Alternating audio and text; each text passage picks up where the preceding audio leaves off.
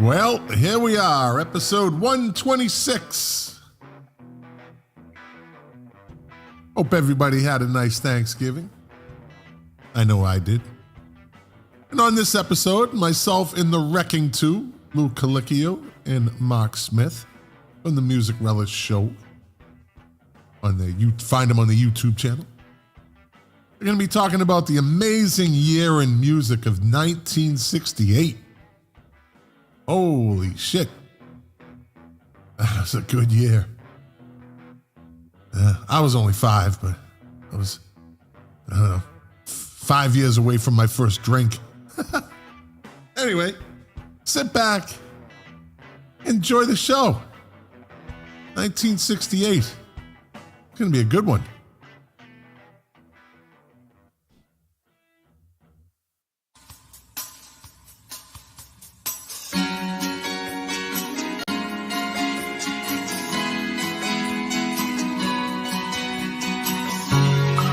The KOFB studio presents Milk Crates and Turntables, a music discussion podcast hosted by Scott McLean. Now, let's talk music. Enjoy the show. Thank you, Amanda, for that wonderful introduction as usual. Young Amanda finishing up her, she just went back after Thanksgiving, went back to college. Now she's going to finish up all her whatever she has to do, testing, and then she'll be back for Christmas. So, can't wait for that. Welcome to the podcast. You know the name, I'm not going to say it. As I always say, welcome back, my friends, to the show that never ends. We're streaming live right now over YouTube, Facebook, Twitter, Twitch, D Live, and yada, yada, yada. Twitter, I keep saying Twitter, it's X. X, I got to get that. I got to get that right. X, Elon Musk, who recently told Bob Iger, the CEO of Disney, to go fuck himself. It's a beautiful thing. Fucking beautiful. Gotta love Elon Musk.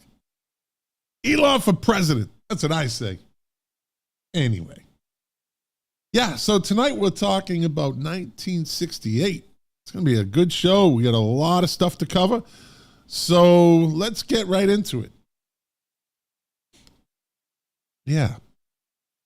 I'm hesitating because as soon as I said those two are like Pavlov's dog. They're sitting in the green room right now. They hear me say, let's get to it. And then they expect me to say, look like Mark Smith from the Music of the Podcast. And then I bring them on and something. But I'm not doing that tonight. You know why? Because they were acting up before the show. They were acting up. Yeah. They got some sort of fucking plan going. These two. You know?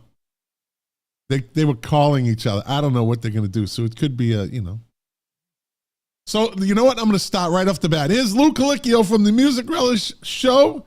And he's going right in the penalty box. And Mark Smith from the Music Relish Show. He's going right back in the penalty box as he gave me the fingers he's going in. I'm not fucking around tonight, guys.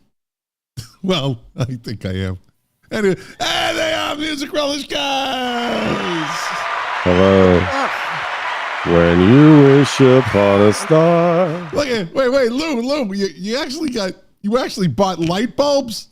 I have had light bulbs. No, you haven't. Yes, no, you I haven't. Have. Shit.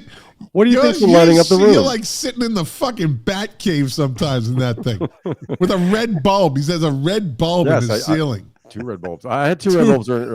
It was too dark. This is kind of light. It's nice. This one's green, so I'm trying to get festive. I got green, red, and like an alternate because the gray walls don't reflect. Green looks blue though. Green looks blue. It looks now, like are you mirrored right blue. now, Lou? Are you mirrored? I think I'm right. I can read absinthe above my head. Okay, good. Yeah, now you learned. Yeah. Yeah, what's up, Mark? How you doing? I'm good. How anyway, are you doing, Lou, Scott? back to you, Lou. Back to you, Lou. There is no plot, Scott. There is no plot. Hey, Lou, is that an amplifier that you're no, sitting on? I moved my studio stuff around. This is my bank of recording components. I got like compressors, power amps, effects units, stuff like that. Yeah. Look at Lou. I'm recording again. This motherfucker ain't fucking around. When you bringing the lead singer in? That's what I want to know. Well, check this out. The other night, Perry texted. He goes, Rage Against the Cafe is dead. It's not happening. I said, what's going on? I said, we need a format. He doesn't say it's dead. We all say it's dead. It's not dead. It's not dead. It doesn't. No, it doesn't have to be. It just has to be done a certain way. Yes. If we're to record, we just can't send each other things through the phone. No. All right. No, it has to be done a Pacific way. Exactly. Yeah. Anyways. Anywho. Wait, first of all, Patty Ossie says, good evening, gentlemen. Hi, Patty. Hey, Patty. Hey, Patty. So what's up, Mark? Look at you. You're getting good with the background shit there. Yeah, I moved my desk this weekend. Yeah, I see that. You got a fucking a stupid soccer jersey behind you. Oh, here we go. Well, oh, just stop. You know what? Jeez. I'll fit the Elon stuff I can get, but you pick on Liverpool. If you pick on Liverpool, is it Liverpool United? I'm gonna put. Oh. I'm just asking. Is it Liverpool Central? Are the two? Yeah, he put himself in the penalty box. Fucking guy, I can't take the shit he said. Oh, my mic's open. The mic's live. Hot mic. Are the two surviving Beatles Liverpool fans? Are the two surviving Liverpool's Beatles? Ringo and Paul. No, I believe Paul is a fan of another team, not Liverpool. Oh, Everton. The Everton are like the Mets, and Liverpool are like the Yankees. That's how it works in Liverpool, and he's an Everton fan. Okay, all right. Yeah. All right. Well, let's get right into this because we have a lot to cover for the year 1968. Yeah. Great year. Right? Big year. How old were you, Lou? 18? Fuck no. I turned 7 that summer. I was a little kid, man. I was a little kid. Mark was just, we know where I was Mark a grunt in my father's eyes. He was a grunt in his father's throat. I was born in June. I was born in June of 1969. So. I remember 68. I remember that year. I was just thought you guys say you remember when I was born. I was like, what's going on here? Yeah, I delivered you. You know, there's a reference to my birthday in a favorite song. Hauser. Really? Yeah. What's that? Oh, what a night. Late December back in 63. Yeah, that's me, baby. 4 seasons. I'm kind of mid-December, but I'll go okay. with late 63. Yeah. How old were you, Scott, in 63? I was 4 going on 5. Well, if it was December, yeah, I was going to be 5. Yeah. 5 years old. Like I said, 5 years away from my first drink. Oof. I was in a hospital for a week. Started young. You were in the hospital for a week, Lou? Yeah. Wow. Dave Phillips, King of the 45s, just rolled into the live stream. Hello, Dave. Hello. Wonder if he's raking leaves tonight. He always seems to be raking leaves lately. In the dark. In the dark. Yeah. Hey. We do the same thing. So January 4th kicks off 1968 in music with Jimi Hendrix being jailed by the Stockholm police after trashing a hotel room during a drunken fist fight with bassist Noel Redding. Wow. I can't think that was anything like aggressive. I don't like you. I don't like you. There was some slapping going on and a lot of wrestling. Like guys that don't know, like you get two guys that don't. It's always a lot of wrestling. It's drunken wrestling. I think it's called tussling when you do that. It's a tussle. Not even wrestling. There's no moves being done. They're tussling with each other. Tussle was a word in 68, right, Lou? You were 18. You know. Yeah, I was 18. Yeah. Actually, I was rooming with Al Gore and Ryan O'Neal. Oh, there you go. It was quite a summer. And then on January 13th, 1968, Johnny Cash. Oh, wait. Dave Phillips says, no leaves tonight. Had Moe's surgery on Monday. Oh. Hope it went well. What's Moe's surgery? Moe's? That's a barbecue joint. No, he had Moe's, surgery on Monday. Joanne Doyle Kozborski. I love you, Joanne. I love Joanne. She's a wonderful person. Let's pick this up again. January 13th. Oh, wait, Mark, she noticed your haircut. My daughter cut it. Wow. Patty noticed your haircut, Mark. Look at you. Well, when there's one guy with hair. When there's one guy with hair. It doesn't matter what show I'm on. Milk Crates or self-deprecating as always. Hair, it stands out. Let me get through this. January 13th, 1968, Johnny Cash records at Folsom Prison live at the Folsom State Prison in California. Great wow. album. Yeah. On January 20th, 1968, The Who and the Small Faces start with a tour of Australia and New Zealand. On February 1st, because that's how it's spelled, BRU. February, if Jack's listening, which he never listens. Jack never listened even when he was on the podcast. February. Universal Studios offers The Doors $500,000 to star in a feature film, which is never made. Wow.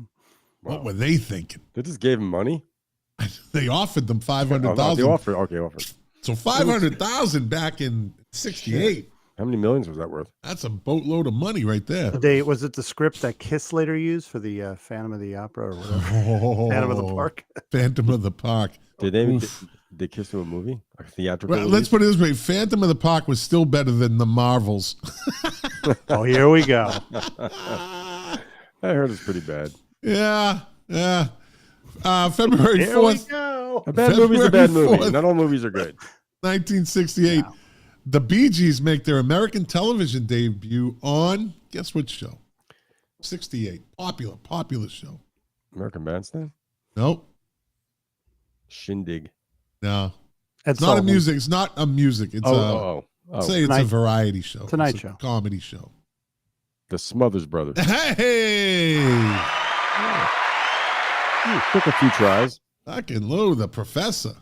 Yep, they make their American television debut on the Smothers Brothers Comedy Hour. I was in grad school when the Smothers Brothers were on. Congested tonight. That's going to be a problem. Uh-oh. Going to be a problem. Fuck. February 4th, 1968, the Bee Gees. Well, I just read that because I'm congested. That's no excuse. Hey, it is for me. Fire your writer. He wrote it twice. February 12th, 1968, Jimi Hendrix is given an honorary high school diploma from Garfield High School in Seattle, Washington. Hendrix is also given the key to the city. And then he had to show up for court because he got arrested in Stockholm a week earlier. Busy guy. Oh, yeah, a month earlier. Let's see. February 16th, 1968, the Beatles, Mike Love, asshole. Yes, Mia we agree Farrow, on that. Asshole. Donovan, and others traveled to India to visit Maharishi Mahesh Yogi at Rishikesh. Yeah. The fuck? Who cares about that? That's that CSNY song, the Rishikesh Express, right? That's a stupid thing. Do you know I even put that in there. Anyway, February 18th, 1968, David Gilmour joins Pink Floyd. The rest is history. Yes. Yeah, the rest is big history. Yeah. Replacing founder Sid Barrett, who has checked himself into a psychiatric hospital. February 21st, 1968, McGraw-Hill Inc. Right? Remember McGraw-Hill? Yeah, I wonder if Davian's still around. There was a book publisher, right? Yeah, and all our school books seem to be McGraw-Hill. I saw that. Yeah. Arithmetic. Dave Phillips just brought the whole show down. Just fucking wrecked the whole show. He comments in melanoma on my neck, results of growing up and with him. See now, that's the show, folks.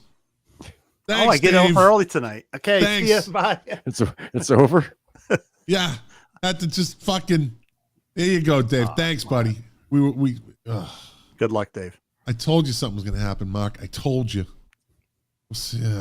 I'll push through. I hope you get better. I hope everything's okay, Dave. Yeah, Dave's a great guy, funny bastard. Yeah. Likes to say he's one of two people that I know on Facebook that use the term after when they see a post that I post, they comment one word: Jesus. Oh, put the comments live. Patty, I got it. All right. So I got to move. I was forgetting something, right? So I'm moving the comments over here. Now I got to do the most unprepared show host in history. Now the live comments will stop popping up, Patty. So if you comment, it'll pop up. I was wondering why Lou's head was so big this week. Jesus. Jesus, as Dave Phillips would say. Let's see. February 21st, McGraw-Hill Inc. outbids 8 other publishers and pays $150,000 for the U.S. rights to Hunter Davies' authorized biography of the Beatles. A.J. Gillinger, owner of AJ's on the Main in Grapevine, Texas, my boy, stationed together in the Philippines. He got one of them ZZ Top beards going, and he's good, but makes a great I got to post a picture. I haven't Barbecue, done it in a right? while. No, great barbecue. With this, they make a fucking crazy Bloody Mary. Like a meal. Really? Dessert. I'm interested. It's everything. Have a whole stalk of celery type of thing. All right, here we go. Dave Phillips, I'm fine. Margins are clear. Well, thank you for that. Enough of that. You only get so much attention for that, Dave Phillips. Don't be dragging this through all night. He's that guy. Hey, guys, did I tell you about the Melly 2 hours into the show? Hey, did I mention the surgery I had on? No, don't do it, Dave. Loyal listener you have. The most You're- loyal listener. You're calling him a buzzkill. Yeah, well, that fucking comment about fucking melanoma. What is that supposed to be? Exciting? Motherfucker. Anyway, Hunter Davies, authorized biography of the Beatles. Who the fuck is Hunter Davies? I don't know. I never read the book. I had that book. It was pretty well known. I think that was the Beatles bio at that time. Oh, okay. That was the one. Still have it. February 22nd, 1968, Florence Ballad of the Supremes is released from her contract with Motown. That was the beginning of Diana going on her own. Mm-hmm. Mm-hmm. February 27th, doo-wop singer Frankie Lyman is found dead at his grandmother's house in Harlem, New York, of a heroin overdose. Doo-wop. Bad stuff. AJ just commented and just checking in before the Cowboys start. Have a great show. See y'all next time. All right, my brother. No, I'm not an American football fan, but I will watch the Cowboys. I'm just going to watch for a while. Oh, sorry. Oh, fuck. I'd put him in the penalty box for that. Well, Lou called it. You're in, buddy. Penalty box. Good call, Lou. Good call. I enjoyed that. Yes. Well, you certain power feel. it was the right call. Feel. I think it was the right call. It was the right call tonight. Now he's flashing his light up. All right. These are always interesting. February 29th, 1968, the 10th annual Grammy Awards are held in Chicago, Los Angeles, Nashville, and New York. Hosted by Stan Freberg. The Beatles, Sgt. Pepper's Holy... Huh? Who the hell Stan Freberg? I don't know. Hosted the Grammys, wow. The Beatles, Sgt. Pepper's Lonely Hearts Club Band, of course, wins Album of the Year. The first rock LP to receive the award. Oh, that's a good trivia question. Yep. Yeah. Yeah. Did you know that, Lou? We did that on Music Relish. I did that on Music Relish. Fuckers. Still my thunder. What haven't you done on Music Relish, boys? We're trying to come up with different ideas. Yeah, well. Yes, the competition's starting. This is good. Friendly competitors. This is a great. I remember this song from when I was a kid. The Fifth Dimension's "Up and Away" in your beautiful His favorite song. balloon. Yep. Wins both Record of the Year and Song of the Year. Mm-hmm. And that Bobby Gentry, just a hot bitch. Whoa. I'm telling you, every time her name comes up, I just see. If you don't know who Bobby Gentry is, if you're too young, you got to Google this girl. Yeah. She was an absolute smoke show. Different. She wasn't Tammy Wynette. She wasn't one of those kind of glamoury girls, you know. No, she was hot. She was earthy. And she was very talented. Yeah. Again, as we've spoke of many times on this podcast, she had carte blanche to do whatever she wanted with the record label. Produce her own songs, write her own songs, play her own music, which in '68 was quite an accomplishment. So, and to have the body and the looks, Jesus. She wins Best New Artist. I showed a picture of her to a young lady I worked with. And she looked at her. She goes, "Wow." Yeah. I said, "She goes, I love her hair. Smoke show, man. She had this real big thing of black hair. Real dark hair. Yeah. Smoke show. She's hotter than the girl from the who did She's Got It, my babe. From Shocking Blue. Shocking Blue, yeah. Yeah, and that's a pretty girl too. But none of them have the mouth of Carly Simon. So you know. Here we go again. No, the music is a different story, though. I mean, musically, the music is a different story. They got Carly beat. March 1st, 1968, Johnny Cash and June Carter are married in Franklin, Kentucky, with Merle Kilgore as the best man. March 8th, 1968, Bill Graham opens Fillmore East. Wow, big time. In an abandoned movie theater in New York City. Ah, little did he know. Or maybe he did know. Well, one of the greatest live albums ever recorded. Allman Brothers. Yep. Arguably, it's so top. So if you think, I was saying this today to somebody. We were talking about intros, and something came up about Led Zeppelin over Thanksgiving. My buddy that came to his family came to my house, and he just kind of blurts out, "What's your favorite Led Zeppelin song?" And I said, "Achilles' Last Stand." And he goes, "Dang," he goes, "That's mine too, right?" We never knew that. He said, "What's your second favorite?" And I said, I thought about it because there's so many, right? But actually, I came to the conclusion that I think that my second favorite song by Led Zeppelin is actually "Whole Lotta Love." I said it's one of those songs that we've spoken about, that it was popular, you loved it, then you heard it too much, and then you kind of blew it off, and then years later, you rediscover it. Everybody goes through that loves music. They find that song, they're like, fuck, I forgot how great this song is, and how it was produced, and how it's in "Whole Lotta Love" is. And I said, I guess my point to this was intros, right? Intros of songs, and we've done shows on that. We've talked about it. The death of the riff. Right. So I said, I always say top 10, but if you say top 25 of all the fucking songs ever created, the top 25 is a very, very, it's a half of a percent of all the rock music that's ever been made, right? So actually, I would put that in the top 25 greatest intros ever. It definitely has a case for it. Yeah, sure. Yeah, I like how the intro to "Whole Lotta Love" sneaks in the left speaker. You hear it go, it's in the left, then the bass comes in the right. Stereo so panel. it takes pages sneaking into the room, and the whole breakdown, the middle part. Yeah, listen to what Bonham's doing, and to me, it looks like he's just doing. It's just a hi hat and cymbals. Yeah, and they jump it from headphone from left to right, to right. Yep. Yeah. Hold on, you guys take the show for 15 seconds. Sure. Okay. Are you a big Zeppelin fan, Mark? Yes, I am. And like Scott was saying, you know how you lose track of, like, so for years I didn't listen to Led Zeppelin. I got tired of them. I just recently went back to Led Zeppelin too. It's the whole album's a monster. Okay. Yeah. I'm so guilty of not listening to any Zeppelin albums except for the last one. I know most of the songs, but I don't know the succession of songs and albums. You do yourself. I always have a hard time with. Do yourself a favor. Do a deep dive sometime. Go on Spotify and just play album by album. But the last one, the names of the Led Zeppelin songs. I always have for some reason I always have trouble with names of Led Zeppelin songs. I don't know why. There's the Battle of Everclear. Oh, Jesus. Oh, Lord. Bob Doucette, he just commented, and I made my parents hate that song when I was a kid, used to crank it.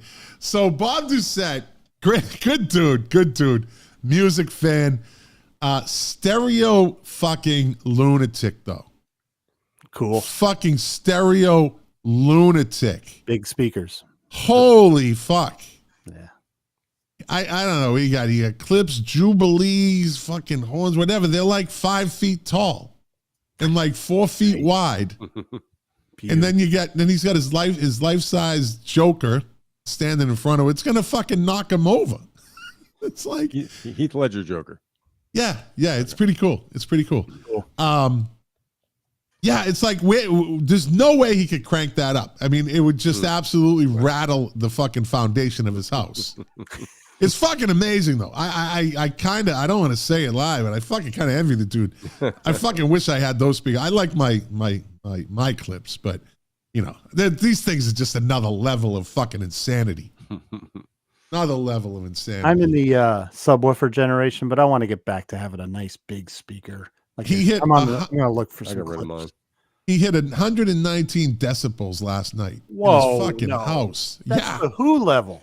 I'm telling you, the fucking things are insane. They're like they're like concert speakers. It's insane. Were you sitting in front of them, Bob? I have tinnitus. I would have hearing. I'm just from all the music I've listened to, loud headphones, loud stereos, loud car stereos, you know, whatever. I think those Walkmans in the 80s, the original Walkmans with the no volume control, started the whole thing. Yeah, probably. But yeah, insane. Anyway, back to the show. Well, he said 12 feet away. Gee, even still. God bless you, buddy. Now we need to know, what were you playing? Don't say fucking sticks either. Hey. Don't waste sticks on those speakers. Don't waste any of that trash on those speakers. Bob is a Dollar Man. Any of those songs off pieces. Yeah, Renegade. Don't get the no fucking fuck sticks. Oh, stop it. Alice in Chains. All right, good. That's a good one. Yeah. Let me see. March 1st, March 8th, March 25th, 1968, the 58th and final new episode of The Monkees aired on NBC. Yeah. March 30th, 1968, the Yardbirds record their live album, Live Yardbirds, at the Anderson Theater.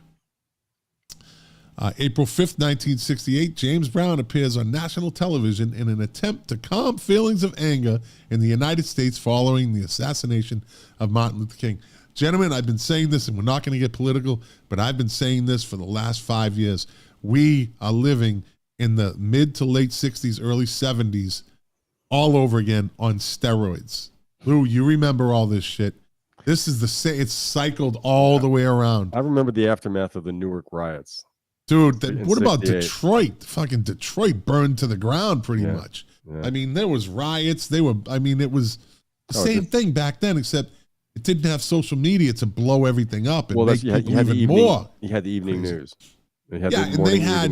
So you had 3 stations, 3 news broadcasts that were on for a half an hour, and they had limited time to talk about each story. Yeah. And they weren't in it for the ratings. They were doing a public service of providing. They were doing exactly. Yeah. Right. Exactly. So, and the reporting was probably a little more accurate. Yeah. And, but the thing is, I was telling young kids today, I'm like, you're worried about this, you're worried about that. I said, there's always been a worry. If you lived in ancient Rome, you lived to be 12 if you're lucky, Or old England. And you had kids. Or England now. Or England, or anywhere. I said, I had older siblings, my older brother's like, I'm going to Vietnam, anxiety. And this. You know what? I never lived through a draft. And I got to think of all that music I like, that era we're talking now. Everyone that was of age at that time was eligible for a draft. I can't even imagine that. Yeah. Oh, was it high anxiety? My boss is 70, 71. He goes, I was just waiting to be called, and I'm just thinking, and sometimes the drive to the induction center, you're shitting your pants, Well, Scott, I mean, you joined the military, but I volunteered. You weren't conscripted, it's just But I went in during the Cold War, so that was a whole different vibe. I thought I was going to Iran. Yeah. I had to register. I'm like, shit. Yeah. Let's see. April 6th, 1968. Pink Floyd announces that Syd Barrett, who was replaced 2 months earlier amid deteriorating mental health, has officially left the group. Also, the 13th Eurovision Song Contest that nobody fucking cares about. you know it's every week with this. Every week I do that. Radio Free Europe. Fuck the Eurovision Song Contest. Fuck them. Well, who won that year? I don't know. I'm not even going to read it. No. He's never read it. Also on April 6th.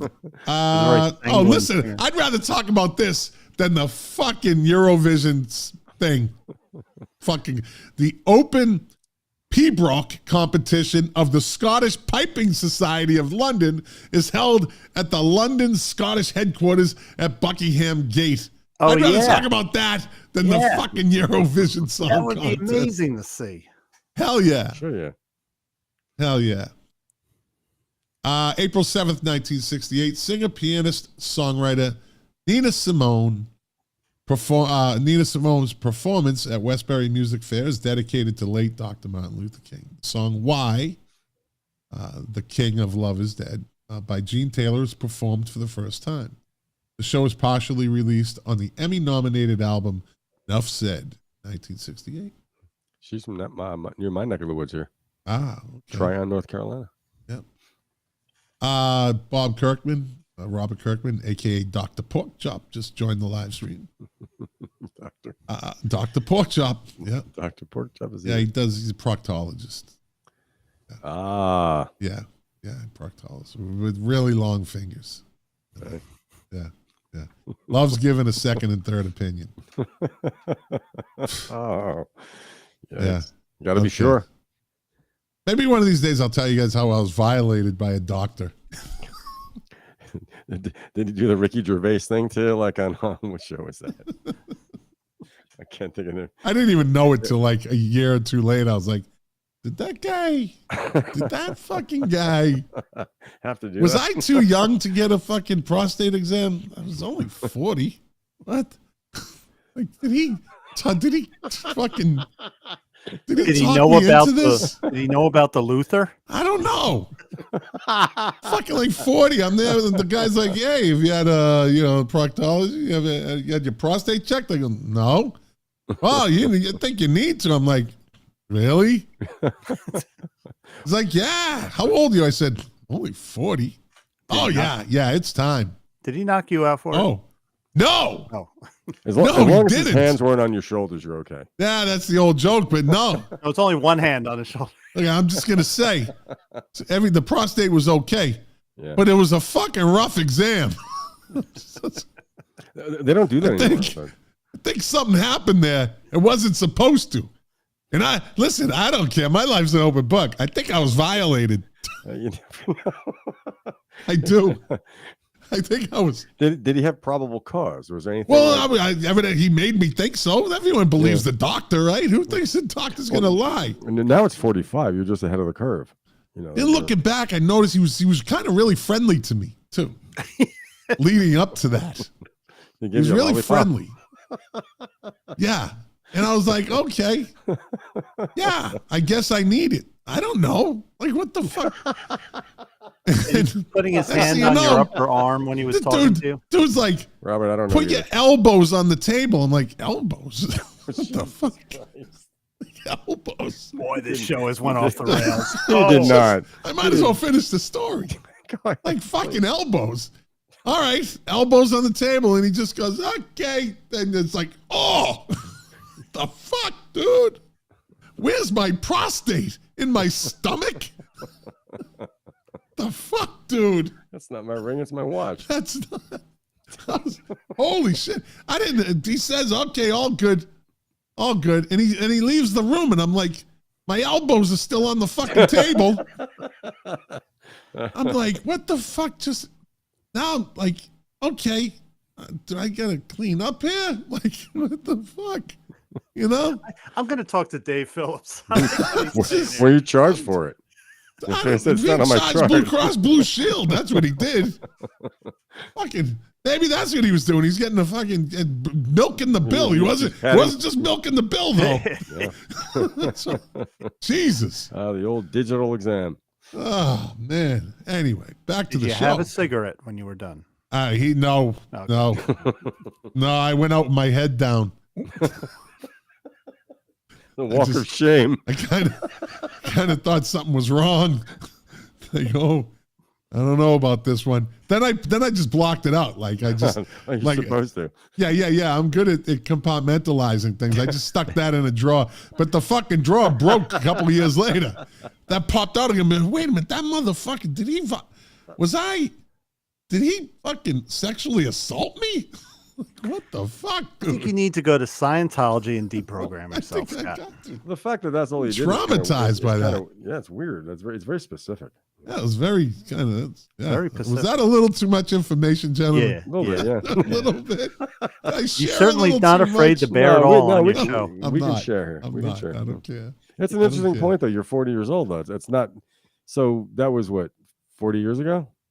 Oh, you know I'm not 80, Lou. Come on, you could have done better math. 1 point for Lou. 1 point. See, you tried to beat me at my own joke and you lost. Yeah. You know what you get? I know. Yeah, you also get the penalty box. They're fucking trying to beat me with my own joke. I'm keeping my mouth shut. Yeah. Penalty box is cold. Penalty box is cold tonight. It's like in the Superman with Christopher Reeve, that mirror flying through space with all the people in it. Remember that? Yeah, that's it. Yeah. Poor Lou. Bring him back. Hey, Lou's back. All right, where were we? 1968. Yeah. Let's see. April 29th, the rock musical Hair opens up on Broadway at the Biltmore Theater. May 4th, 1968, Mary Hopkin performs on the British TV show I Don't Care. I hate that song. Yeah. Those were the days. Oh, well, actually, let me finish this. Mary Hopkins performs the British TV show Opportunity. Hopkins catches the attention of model Twiggy, who recommends her to Paul McCartney, who will soon sign Hopkins to Apple Records. So good. Yeah, good for her. Yeah. Maybe she was big in England. She wasn't big over here. May 5th, 1968, Buffalo Springfield performs together for the last time in Long Beach, California. That was a good band. Right? Yep. A lot of talent. A lot of talent. Yeah. They all went to huge things. Yeah, name them, Lou. Well, there was Stephen Stills went to CSNY. Richie Furay and Jim Messina formed Poco with drummer George Grantham. The bass player of who was I don't know who the bass player was. Neil Young was in there for a spell. It was. I don't know who the bass player was. What? You know why? Because he was the bass player. Nobody cares about the bass player. Who wants to play bass anyway? Let's see. Also, May 7th. Let me see. May 7th, 1968. Aretha Franklin records her live LP, Aretha, in Paris at the Olympia Theater. Damn. May 14th, 1968. At a press conference, John Lennon and Paul McCartney introduced the Beatles' new business concept, Apple Core Limited. Say that 3 times. An entertainment company that included a recording studio, a record label, and clothing store. Wow. Imagine finding clothes that have Apple on them. Read about the Apple Boutique is what it was. Yeah. And then they just gave everything away. Everything away. Fucking closed it. They're like, we're done. And they fucking gave shit away out on the street. Yeah. Wow. I just, and there was this, the book about that's called, was it The Longest Cocktail Party? Oh. Yeah, it's a good book. It's just, the Hells Angels were, them bringing elements of the Hells Angels over from America. George did that, I think. Yeah. It was just a weird scene. But yeah, they weren't businessmen. Oh, by the way, fact check. They had 3 different bass players. Buffalo. That's why Lou didn't know. Right, so Jim Messina played bass. He's listed as a bassist, but they also had Ken Coblum, Ken Forsey, and Bruce Palmer. Yeah, never heard of him. Never heard of any of them. Messina went on to form also Loggins and Messina. Yeah. Yep. Mother Can't Dance and Your Daddy Don't Rock and Roll. They did like 7 albums together. Yeah. I like that song until Poison covered it. Ah, fuck. They did do that. Just like fucking Motley Crue did Smoking in the Boys' Room. Yeah. Oh, God. Mark, do you know who sang? Mark, the original version? I can't remember the name of the band. Savoy Brown? No. Oh, Jesus. They weren't even around then. No. Who was it? Texas Boys. Lou? Brownsville Station. Oh, yeah. Yep. Brownsville, Texas. Then, that's a border town right there, buddy. Is border Mexico? Yeah. Okay. That's a shithole. It sounds like a shithole. It's a shithole. Brown Hole Station is more like really. it. It just sounds hot and dusty. Yeah. Shithole. What was a metal band that covered Signs? Tesla. Tesla covered. They're not metal. See, that's the thing. We had this They're discussion. 70s style hard rock. Yeah, they just got caught up in that hair metal because they had long hair like hippies, but they weren't anything like. Good band. They were a good band. They're playing actually down the street here.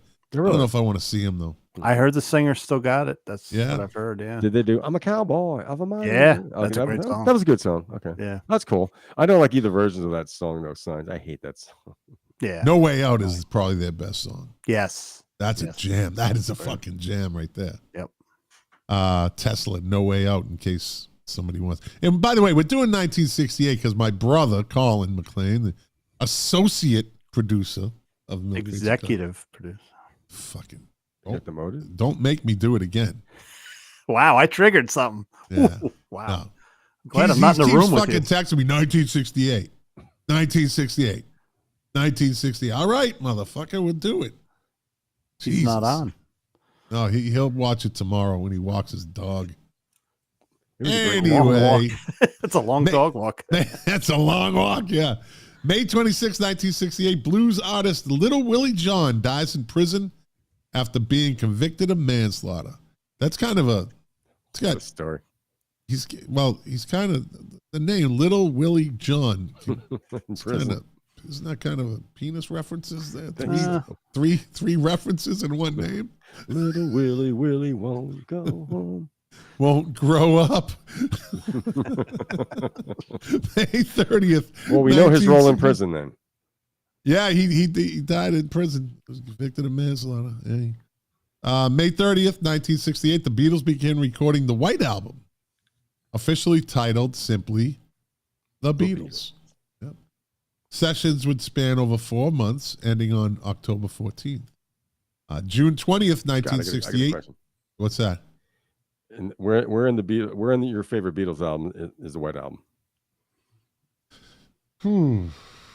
It could probably be around 5. Okay. Yeah, somewhere around 5. Mm-hmm.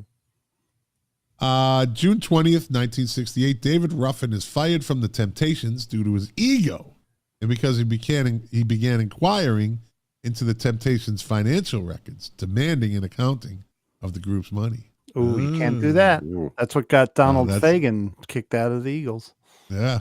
Don Felder, sorry. I was going to say, yeah, that's a new fact that we didn't know. Did you know? Yeah. Also on June 20th, 1968, Martha Reeves and the Vandellas make their debut at the Copacabana in New York City, winning a rave review in the New York Times. The engagement was recorded but remains in the Motown vaults. Wow. Wow. Well, they missed the CD era. They could have put it out during the CD era. That must have something to do with rights to something. I mean, why would they bury that thing? Yeah. There's got to be something going on with that. Or it doesn't sound good, maybe. Oh, you could in today's world, they could digitize that. Yeah, now they could, yeah. Yeah. Wow, that's interesting. On this day in July, it just says July. It doesn't matter. It takes place in Brazil. On this day in July, I guess they don't have days of the week in July. Hey, Lou, he just can't read the names. That's why he's not reading it. Yeah. Gilberto Gil, Caetano Veloso, and Rogério Duprat. These are all part of that scene you like. Yeah, but Gilberto Gil. Yeah. Anyway, it's a good album. Tropicala al Paris. It's inaugurates the Tropicala movement in music. Yeah. There you go, Mark. Good for you. On this day, on July 7th, the Yardbirds performed for the last time before disbanding. On July 9th through the 14th, the International Eisteddfod takes place in Llangollen, North Wales, whatever the fuck that is. It's a music festival which takes place every year during the second week of July. It's a music festival because I know everything on Mark Smith. Blah, blah, blah. No, I'm just reading the same website you're reading. I'm not reading a website. This is all off the top of my head. Fuck it. Sorry, boss. Yeah, well. On August 1st, 1968, the Jeff Beck Group releases their album, Truth. Yes. A seminal work of heavy metal. It incorporated blues and hard rock. It introduced the talents of Rod Stewart and Ronnie Wood. He had the Led Zeppelin sound before Led Zeppelin. They even did that blues song. They did the same song. I forget which song, but it's one that Led Zeppelin did on the first, and Beck was pissed that Page did it. So do you think that has anything to do with them playing together and maybe a little competition? Oh, yeah, friendly rivalry. They probably hated each other for a while, egos, and then they got over it, but yeah, Beck never really took off the same way Zeppelin did. Was Ronnie Wood playing bass? Yeah, I believe so. Okay. Yeah. August 4th, 1968, Yes performs for the first time at a summer camp. Holy shit. Got to start somewhere. Hello, mother. Hello, father. Now sing it like John Anderson. Hello, mother. Hello, father. In England had those, they were called Butlins camps. There was a chain of summer camps. Really? Butlins, what is a proctologist at every camp? I'm sure the Beatles. Do you have to be 40 years old? I think you have to have a good sturdy elbows. Was his name Uncle Ernie? Or elbow pads? Fucking violated. Good album, Violator. I'm gonna. You got to talk to somebody now. Violator. Now I get over it. I mean, what can you do? What are you gonna do? Go find that doctor. Yeah. Let me see. Dave Phillips, King of the 45, says, Yes was great live in the early 70s. Yes, songs. As opposed to now, Dave Phillips? As opposed to the 80s? As opposed to... Why didn't you just say, Dave Phillips, I saw them in the 70s? He's trying to be passive-aggressive. It's not working, Dave Phillips. Early 70s, they were almost like jazz, that Yes Songs album. Yeah. They recorded a bunch of concerts for that album. They've since re-released a box set of all the concerts in their entirety. They jammed. They actually, every night was a little different. They were a very special band. Yeah. August 23rd, 1968, Simon and Garfunkel give a live concert at the Hollywood Bowl in Hollywood, California. A recording is later released on CD in 1994 by Australian company Vigatone Records as Voices of Intelligent Descent. Wow. The fuck? Why call it that? I'm Paul Simon. Stupid I'm a name. voice of intelligent descent. Yeah. Why a turkey suit? September 7th, 1968, Led Zeppelin performs for the first time, billed as... The New Yardbirds. There you go. Do you know what other name they took when they briefly were the Knobs? The Knobs? When they got sued by the Zeppelin family estate. Ah, okay. The Yardbirds had disbanded 2 months earlier, and guitarist Jimmy Page had subsequently formed this new group. Also on this day, the Banana Splits Adventure Hour premieres on NBC. That's more fucking important than that. Yes, it is. Extremely important. Yeah, Led Zeppelin's the Banana Splits Adventure Hour. You kidding me? 4 bananas, 3 bananas. Danger Island. Yeah. Da-da-da. Johnny Quest. Johnny Quest. I think that was a standalone show. I thought they showed that on the Splits. No, I think it was a standalone show. Maybe we'll have to find check into that. Now, do you remember the girls? The girls on the Sour Grapes? The Sour Grapes they were called on the Banana Splits. Oh yeah. They were like kind of go-go dancers. Everything was go-go dances. Well, yeah, but they make all the Banana Splits all get goofy when they saw them. Yeah. Boing. Get this one. You know when you start to type something in Google? So I typed, did Johnny Quest? And the first result is, did Johnny Quest have 2 dads? Oh. Wow. No, he had one. It was Race. Who was his little friend? Haji. Yeah. What was his dog's name? Fido. Fuck. You don't know anything. I don't know. Bandit. I don't remember. That means a little bulldog with the fucking the looked like he had a mask on. Yeah. Okay. Yeah. Yeah. Now you know. Oh, that's a dim memory, man. Don't fuck with me in pop culture. No. Cartoons. I smoked a lot of pot when I was 7. Okay. Okay, moving on. September 14th, 1968. 2 sons of singer Roy Orbison. Oh boy. You know what's coming. Yeah. 2 sons of singer Roy Orbison, 10-year-old Roy Dwayne Orbison and 6-year-old Anthony King Orbison die in a house fire in Henderson, Tennessee. Orbison's youngest son, Wesley, is miraculously saved by Roy's parents. Oh, boy. Man, that was rough. Yep. Yeah, he had a tough life, man. He did. We all know it, right? September 15th, 1968. Song of Summer, Kurt Russell's noted TV documentary about Frederick DeLuce is shown for the first time. And who gives a fuck about that? Kurt Russell did this? Yeah. Also on September 15th, pocket discs are released in several test markets in the United States. Which was what? A pocket disc? Yeah. I'm assuming pocket disc was a type of flexi disc. You it was see them on the cereal boxes. It's like a Frisbee type thing. Okay, yeah. Okay. What that has to do with music, I don't know. But yeah. September 19th, 1968, The Who began recording Tommy, a rock opera that tells a story about a deaf, dumb, and blind boy. Can't say that today. Oh, stop it. Can't say that today. Nope. You can't say dumb? I'm surprised that song hasn't been canceled. That deaf, dumb, and blind kid. Well, there's an overdub. Plays a mean, huh? It's that deaf, mute, and blind kid. Dave Phillips, King of the 45. Yeah, the deaf, mute, and blind. Dave Phillips, King of the 45, thinks he just enlightened us with something. Really? Hey, did you know that Roy Orbison went on to be a Wilbury? Did you know that? I hear you traveled a lot with him. Wow. Fucking Dave. There's a rumor that one of the Wilburys gave him coke. Uh-oh. Did you ever hear that rumor? Nope. Yeah. Uh-oh. Yeah. Your arch Oh, rival. it is. boy. Look Mark who it Smith's is. Tom. arch rival, Tom Spallone, just Wow. commented in. Might as well call him retarded.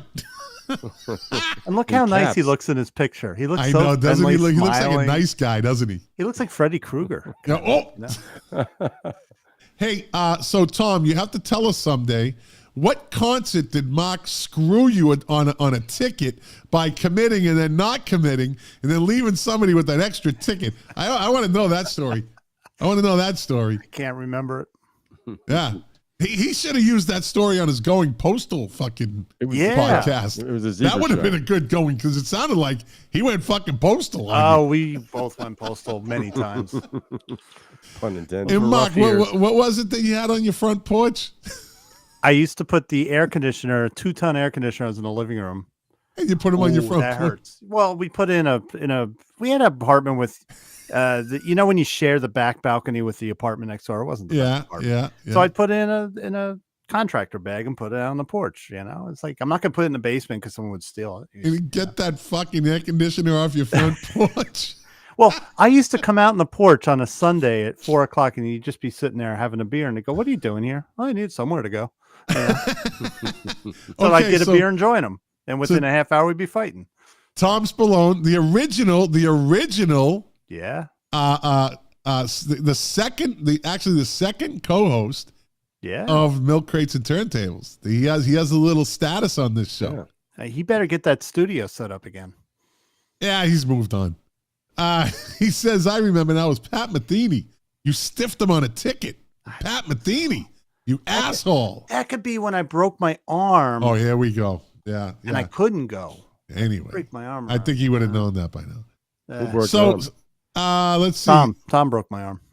October 7th, 1968, Jose Feliciano at Tiger Stadium for the 1968 World Series in Detroit sang a personal and controversial soul version of the Star Spangled Banner. This was the first time the national anthem the first time the national anthem was played in a different style. That's why. Well, did you see He probably his? sang it with the melody he did Light My Fire about. Did you Oh, see him say, sing? Can you see? Oh, Jesus! Did you? I think we saw the video of him singing. Was it "Every Breath You Take"? It was a Sting or a Police. Fucking Sting was there watching. It was one of those Kennedy. It might have been a Kennedy Center honor. Or something. Yeah. And he sang and it was fucking horrible, unlistenable. He's hit and miss. Oof. He's old too. October 8th, 1968. He was great in Fargo. The soundtrack for the 1968 film Romeo and Juliet is released. Remember, soundtracks were big in the 60s. Yeah. Hell yeah. They would chart, actually. They would dominate sometimes. Yeah. November 8th, 1968, John and Cynthia Lennon are divorced. Took that long. Yeah. November 11th, 1968, 3 days after his divorce, the beta male John Lennon and Yoko Ono's experimental album Unfinished Music #1. Ooh, I just hovered over the title and the cover popped up. Oh, I didn't need to see that one. No, wait, I think two virgins, you mean? Yeah. Oh! Two Yeah. virgins. Oh, come Yeah. on. The furry cover. Oh, my God. Unfinished Music #1, Did they the cover album Wooly cover, Bully? Two Virgins. What? Are they you cover- kidding me? You ever telling saw you what. that? She is uglier than a bag of assholes. Oh, I'm telling he you loved that- her. Leave her alone. She just butt ass ugly. Yoko Ono, there's nothing. Yeah, nothing. Sean Lennon's going to call you up and just curse you out, just like the Go-Go's drummer. Pussy. Yeah, she did tell me to fuck myself. Something like that. Fuck He you. said She no, the fuck me. proctologist did it for me. Yeah, he did it for me. Uh-huh. Motherfucker. That's released in the United States, noted for its cover photographs of the couple naked. It ends up being a flop. Dave Phillips, King of the 45s, comments, Yoko no. That's more like. All right, now you're back on track, Dave. Quit while you're ahead now. Quit while you're ahead. The head of EMI, I think it was like Sir Lou Grade. When he saw that, he goes, he was appalled. He was an old guy. He goes, well, couldn't I have used Paul? He's so much better looking. Oh, man. November 17th, 1968, Diana Ross and the Supremes replaced the Beatles' hugely successful Hey Jude at number 1 in the U.S. with Love Child. This would be the last of 5 turnovers at number 1 between the 2 most successful music acts in America during the 60s. Wow. Oh, right. November 22nd, 1968, The Beatles, once again, also known as the White Album by the Beatles, is released. Also released, The Kinks Are the Village Green Preservation Society. Very English album. Yeah. The Kinks were a very English band. Very. They They one of started the only heavy bands metal. that actually sang with an accent. They did. They sounded British. Yes. And that's rare. I mean, if you think Yeah. about, all for some sound reason, American. everybody sounds American when they sing for the most part. Unless you're Japanese, then that just ain't fucking happening. And Klaus lying. Meine I'm not sounds fucking German. lying. That's why Japanese Elvis impersonators are just beyond hysterical. Yeah. Yeah. They're the best, though. Yeah. And Klaus Meine sounds Elvis. German when he sings. Right? Yeah. Well, let's see, where were we at? November 26, 1968, Cream plays their farewell concert at the Royal Albert Hall in London. It will be the last time Eric Clapton, Jack Bruce, and Ginger Baker played together until their 1993 induction into the Rock and Roll Hall of Fame. On December 2nd, 1968, Jimi Hendrix's manager, Chaz Chandler, quits over differences with Hendrix during the recording of Electric Yeah, Lady. he didn't want long songs. He wanted short songs. Yeah, Yeah. What band was Chaz Chandler in? The Animals. You are correct. you are Thank you. correct, sir. What instrument did he play? The Bass. flipping bass. Bass. Okay. Flipping bass. That's why I became a manager. Bass player's taking a beating tonight. No, drummers get to do bass player jokes because we're the butt of every joke in the band. You're the butt of the band. Pretty much. Yeah. You're the back end, you know. That's right. On Driver's December seat. 2nd, all right, enough of the fucking, you fucking musicians and your fucking humor. Oh, you don't like it, do Jesus. you? Oh, I'm No, so sorry. No, I'm so I don't sorry. like it. I don't. December 2nd, also on December 2nd, 1968, Janis Joplin and the Big Brother and the Holding Company performed their last concert together before Janis goes solo. That dude did okay on his own. That dude did good on his own. I didn't like him too much, but he did good on his own. He was good. He was good. He was. Yeah. I've never been a big fan of Janis. Nah, he's kind of overrated, if you ask me. He's overrated. How long is this going to go? 10 minutes, right? Oh, this is, I got a whole live streaming, buddy. There's no fucking time limit on this thing, as we know. What was the Grammy category for Janis Joplin in 1968? Best male vocalist. Best Ozzy performance. Best male vocalist. She did kind of look like Ozzy. Oh. What do you mean she? What do you mean she? Look at Lou. Couldn't you see her with Black Sabbath? Couldn't she? It's all standing. Yeah. Oh, with the fucking hair. She just stood there with it. He looked much better with his hair in his face. Not Ozzy, Janis. Looked much better. Oh. Another piece of my heart.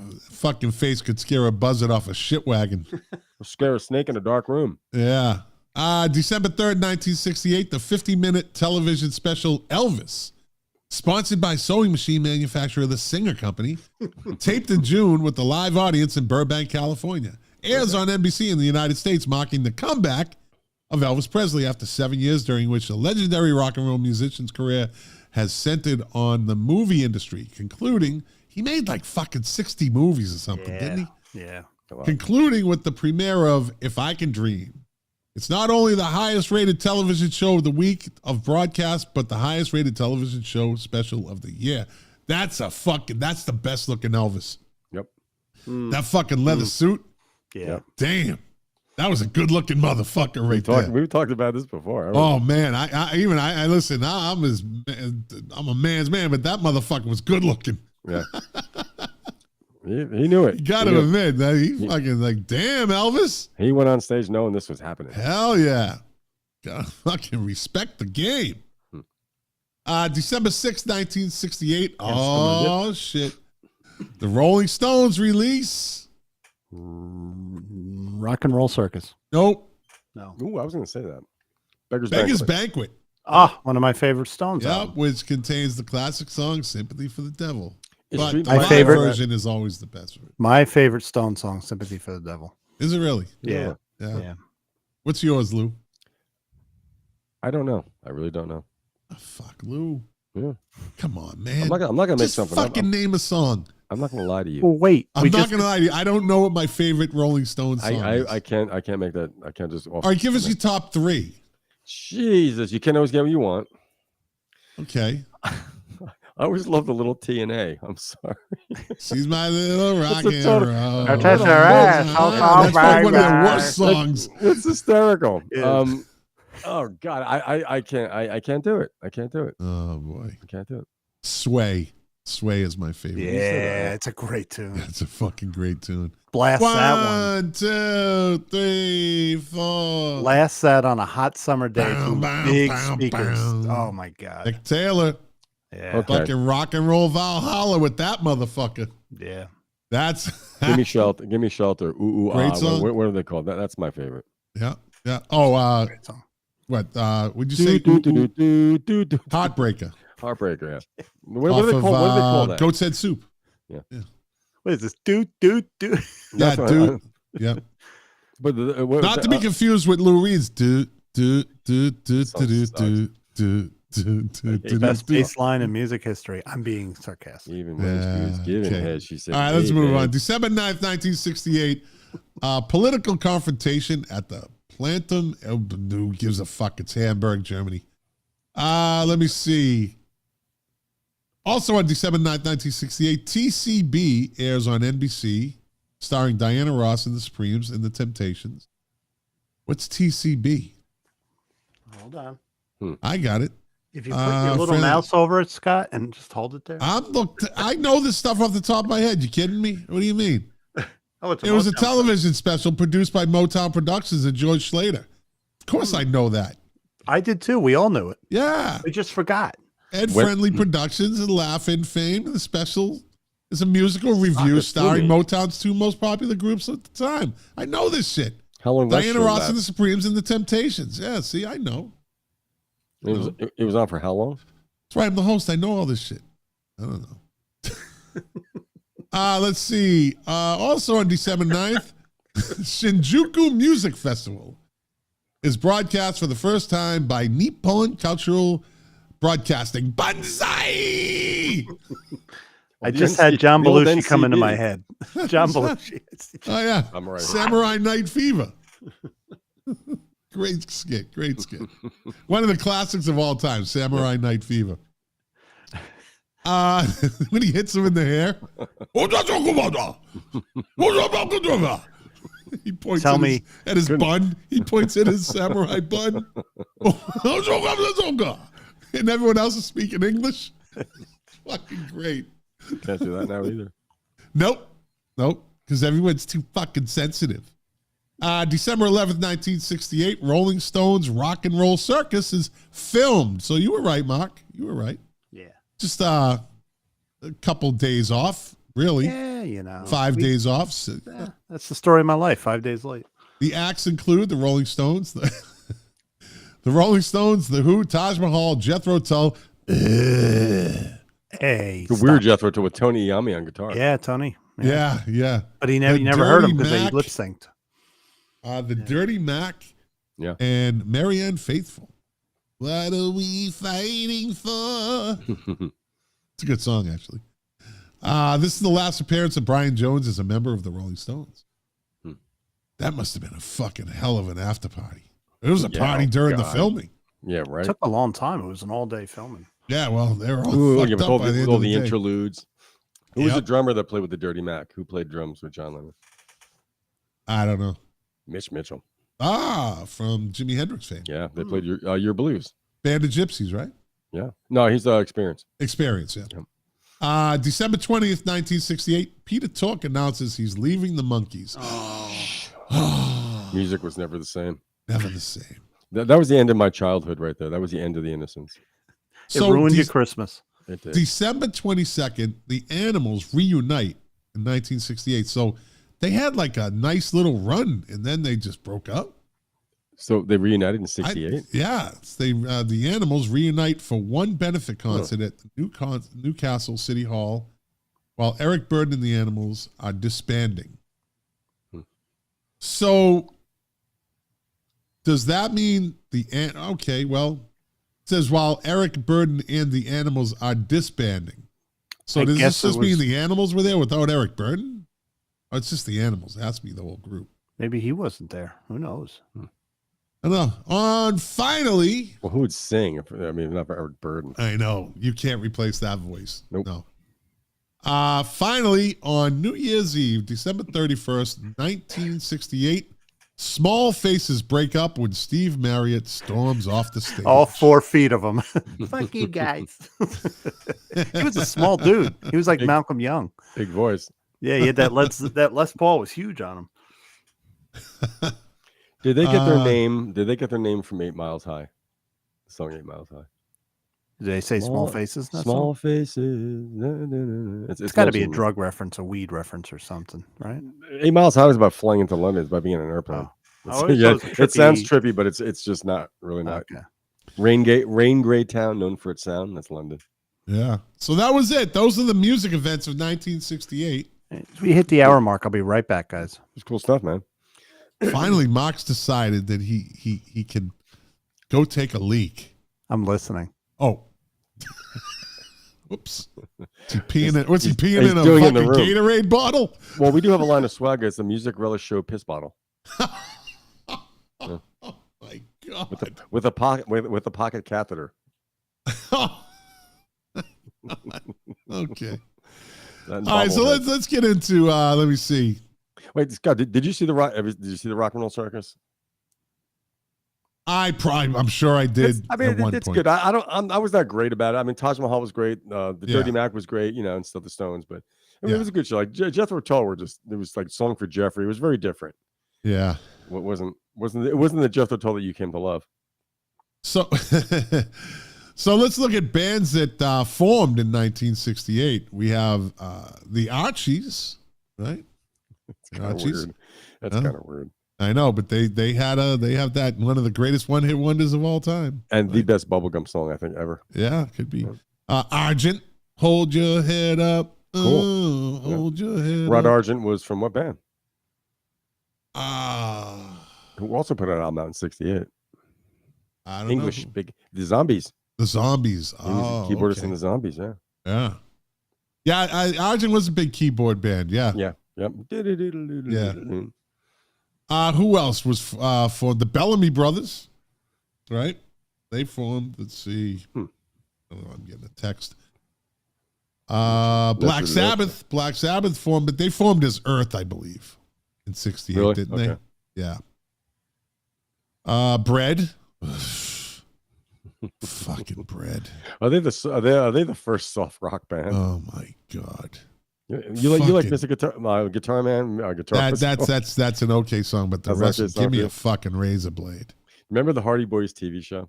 Yeah. Hardy Boys, Nancy Drew. Yeah. He was on one time and he was kicking ass on some guys one time. I think David Gates beat up 2 guys and I was talking about a guy that's like this big. Jesus. It was terrible. The Buddy Miles Express was formed in 1968. Let's see. Who else? Commodores formed in 1968. Crosby. Wow. Yeah. Wow. Crosby, Still, Nash and Young in 68. Mm-hmm. Deep Purple in 1968. The Dirty Mac, but they didn't last too long. Deep Purple. I think a one-off. They're one-off, yep. Dr. Hook and the Medicine Show. Yeah, from New Jersey. That blows my mind that they're from New Jersey. Me too. I was thinking New Orleans. There's a southern band. Let me see. I'm getting a text. On the cover of the Rolling Stone. This is a great show. He takes text during the show, and he's the host. do. Can you imagine if Johnny Carson did that? Hold on. Johnny Carson can do whatever he wants. Anyway, Earth, Wind, and Fire was formed in 1968. Big time. Wow. Them and the Commodores, same year. Yeah. Yeah. Yep. Right? That's so what does that tell you? They were 2 of the biggest bands in the 70s. Yeah. Yeah. But it took a while. The Flying Burrito Brothers. Yes. Yeah. Big Woodstock band, right? No, they didn't play Woodstock. They were, No, what did they? They were one of the most influential country rock bands. There you go. They were like the beginning of that. Yeah. I don't know why I thought they played Woodstock. They should have. They should have, yeah. And he did. I'm going down. Oh, God. Kermit. I'm going down. Hate that song. Oh, God. That's killing me.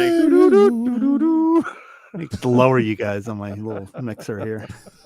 That was Rage Against the Cafe was jamming, man. That's Totally right. unnecessary musical interlude there. Damn. That's right. Hey, this was a good one. Free was formed in '68, the beginning of they had a Paul short Rogers' career. domination of They had a music. short career.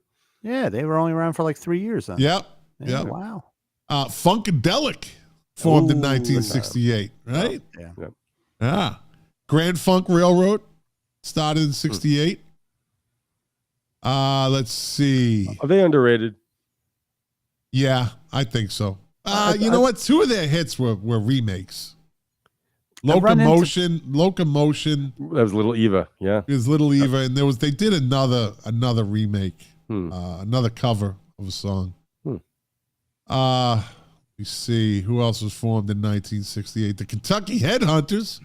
They were around until the 80s, I think. Wait a second. I bought one of their CDs in the 90s. Yeah, they were They were around. Yeah. So the Kentucky Headhunters is one of those bands that it's fucking a mix and match. Like you don't, there's no one that stands out, so they can continue like that. You know, King Crimson was formed in 1968. Put them in the Rock and Roll Hall of Fame. Who, King Crimson? They're not in. No, I know. Well, look at the fucking people that are on the. Here we go again. Yeah, Let's not talk about it. The band LTD. LTD. You never heard of them? LTD sound yeah, system. but no. I had one of their albums. It was an R&B funk band. Okay. Yeah. That's why I had it. I remember I told you, I was always into funk when I was a kid. Ohio Players. Like I loved all that shit. And then that's when my friends used to say was the mailman black? And you, right. What? Like why you like this shit? Where'd you come from? That's right. Where'd you come from? They could say that back then and no one got offended. Led Zeppelin formed in 1968. Well, as what? The New Yardbirds. The New Yardbirds. Yeah. Here's a little bit of trivia for you. Okay. When Kentucky Headhunters were actually called the Itchy Brothers, they were almost signed to Swan Song Records. Wow. Label. That's kind of neat. Yeah. Wow. That was Zeppelin's label, right? Yeah. This one's interesting. The McLean Family Band. Yeah, they were formed in '68 until the oldest brother beat the fuck out of everyone else in the band, and it fucking broke up. They were worse than Oasis, those motherfuckers. It was all over a basketball game. Yeah, it was always the older and the middle one. They were the ones that always fucking brawled. The younger one just kind of stayed away, but always got punched for some reason. Because you were younger. Yeah. Yeah. Nazareth was formed in 1968. Good band. Yeah, right. Let me see. Who else was formed in 1968? Poco. Poco was formed in 1968. Yeah. Poco came out of what band? We just talked about them. Buffalo Springfield. The Buffalo Springfield. Yeah. Rare Earth. They were a 60s, 70s band, right? Yep. Yeah. Motown Records. Yeah. They had their biggest hit was a cover. Yeah. Benny, Benny and the Jets. Well, his Jewish cousin Reuben in the Jets was formed in 1968. I'm not making that. Reuben in the Jets. Yeah, I like that. Benny's Jewish cousin on his mother's side. Why am I thinking of Maury from Goodfellas right now? I don't know. We got a band, Reuben and the Jets. Let's see. Who else was formed in 1968? I also sell toupees. The Stylistics were formed in 1968. Great band. Yeah. The Sweet. Oh, another good band. Yeah. A good 70s band. They ended up being a good 70s band. That's not a tragedy band. What happened? Lead singer, he drank himself to death at such a young age. Okay. Terrible. Tower of Power was formed in 1968. Hot soul. Did you have any of their albums? What's that? Did you have any of their albums? I don't know, but I think I did growing up. They're great. Yeah. They were great. UFO. UFO was formed in 1968. One of my favorites. Yeah. And just because they're the last on the list, the Wallace Collection Band. Okay. Hey, were you, I like Scott, the were you early stuff. aware of UFO in the 70s? Like, I was. they weren't like they were the perennial opening band. No. They never headlined. You Right, know, but, right. yeah. That's exactly right. Let's see. That makes them second tier. Yeah. Hmm. Bands that broke up in 1968, a couple, not a lot. Buffalo Springfield broke up in 68. Cream broke up in 68. Freddie and the Dreamers broke up in 68, but they were left over from the 50s, weren't they? That was the British invasion. Was it? Yeah. They had. I sent you guys with. They had do the Freddie. They were goofy. They were goofy, man. The Righteous Brothers broke up in 1968. In 68? Yeah. Holy shit! They didn't. How long were they around? The Seekers broke up in 68. Okay. The Shangri-Las, the Yardbirds, My favorite girl group. What's that? My favorite girl group. The Shangri-Las? Yeah. The Yardbirds broke up and then reformed in 92. And the Zombies broke up but reformed in 91. Mark, give me an album from 1968. Let's see. I'm going to hit you with a deep one. The Thoughts of Emerlist Davjak by The Nice, which was Keith Emerson's band before ELP. That was their debut album. Okay. All right. Lou? The Notorious Bird Brothers. Yes. That was the Birds. That was their country rock album. You fucking guys are the kings of obscure. But that's I got more. Wait, I got more for you. Oh, I'm sure you do. And then I'm going to go with the straight up fucking Steppenwolf. With their debut album, Steppenwolf came out in 68. Every band in the 70s, every young starting band played Born to Be Wild. All right. Come on. God, yeah. And then you really got me. Yeah. Steppenwolf. Mark? Journey to the Center of the Mind by Ted Nugent and the Amboy Dukes. It was wow. Yeah. There you go. Yeah. Run along if you can. Amboy Dukes. Dun, dun, dun, dun. And he had his guitar up on, like right under his chin. And when I was a kid, I always thought they were from my area because 2 towns away were 2 towns, Perth Amboy and South Amboy. Yeah. So I'm like, yeah, they're like from around here. You know, Weeks of Jersey, Amboy. Yeah. But they're from Michigan. Okay. Lou? The Graduate. Soundtrack? The Graduate. Ohm by John Coltrane came out. Haha. Yeah. Good album. Yeah. Shades of Deep Purple, their debut with Hush, and they also did a great cover of Help by the Beatles on that. All right. Lou? Mass in F minor by the Electric Prunes. Okay. You know what their big hit was? What? I had too much to dream last night. Yeah. This album, what they did, they took a mass and they sang it in English and Latin and performed this whole weird suite of songs. Jesus. And the guy said they did a performance. Their only performance was like a disaster. He said everything went wrong. Amps blew. The music sheets fell off it was just a total train wreck. But I thought they were a psychedelic band, but apparently they were much more than that. Dock of the Bay, Otis Redding. Yeah. It was a compilation, but came out then. A band that's near and dear to me, Fairport Convention. Their debut came out in that year. Lou? Horizontal, the Bee Gees. Hit Massachusetts. Yeah. He sings he goes Massachusetts. He doesn't pronounce the T in it. Oh, he's British. Yeah. Australian. Aussie. Australian, that's Also right. Primey. Fleetwood Mac's debut album, Fleetwood Mac. Fucking horrible. Fucking horrible. You don't like 12 Bar Blues? Yes. It was Horrible. It was no rumors, was it? No. I've never heard this album, but I just love the title. I Can't Stand Myself When You Touch Me by James Brown. I love that title. Can't stand when you check my prostate. Here we go again. There we go. Child is father to the man. The first Blood and Sweat Tears album with Al Cooper, not David Clayton Thomas. Do you know what the hit song was from it? It had a hit. Oh, yes. Da, da, da, da, da, da. I Can't Quit Her. Yes. Yeah. Can't quit her. Let's see. Diana Ross and the Supremes came out with Reflections. Reflections of the way life used to be. Yeah. Mm-hmm. Mark? Saucer Full of Secrets, the second album by Pink Floyd. Damn yeah. Yeah. Okay. Lou? Grizz, Dr. John, Mm. Ah. New Orleans. The Monkeys. The Birds, the Bees, and the Monkeys. It was probably a #1 album too, wasn't it? Yeah, right. Right. They sold records, those guys. Mark? Those monkeys. Waiting for the Sun by The Doors.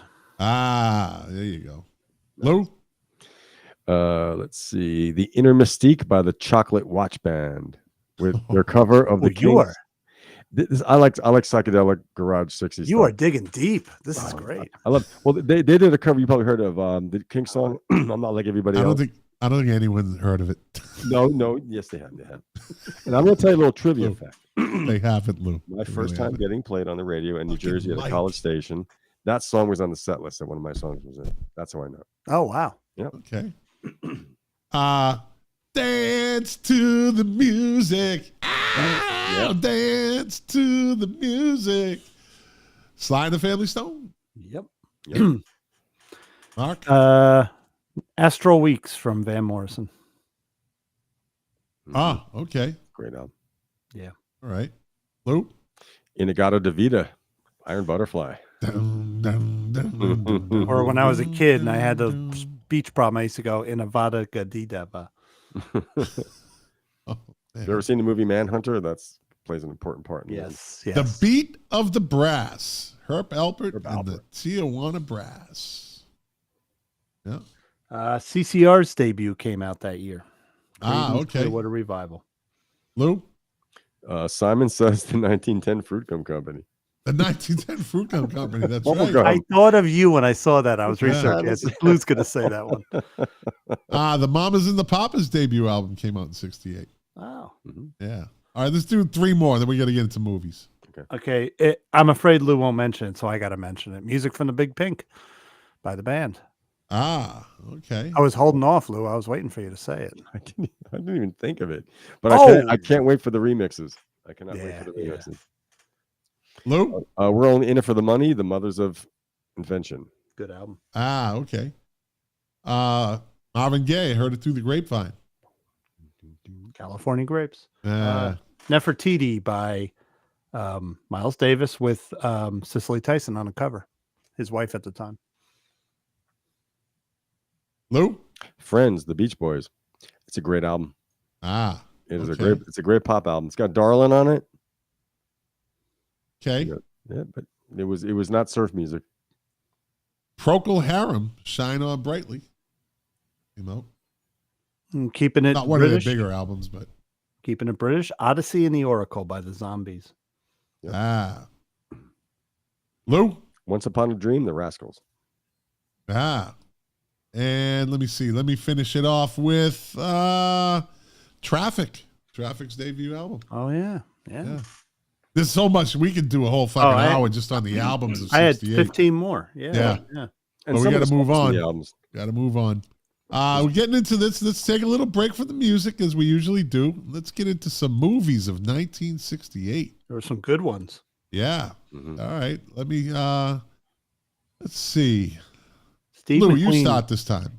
Okay. I think it's probably the greatest movie of all time. It is the original Planet of the Apes. Yes. Oh, yeah. One of the greatest sci-fi movies of all time. Absolutely. Yeah. We were talking about the sequels earlier. Yep. Good comedy. The Producers came out. Yeah, man. Yeah. Don't be stupid, be a schmotty. One of 2 big Steve McQueen movies that year, Bullet came out. Yeah.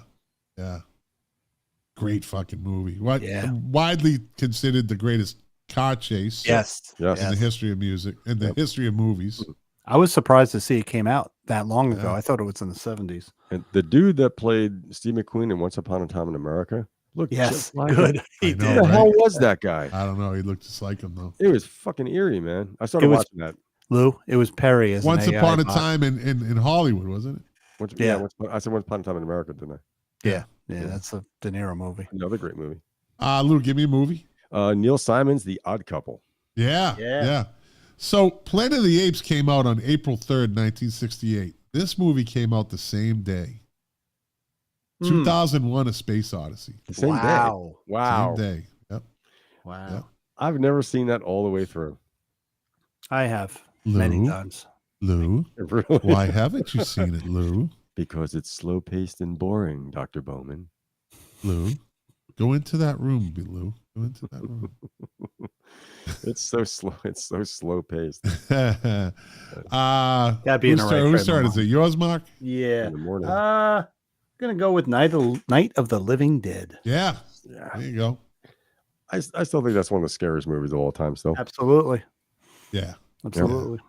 I saw that when I was too young to see that You were movie. damaged goods, dude. I am totally damaged. I didn't sleep until I was 15.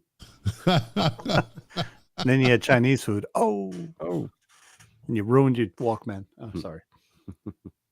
Lou? my turn. The Boston Strangler. Tony Curtis? Tony Curtis. I've never seen that. It's good. Yeah, Good that's cast. I good. gotta see it. Tony The Curtis. super sent me. The super sent me. Yeah.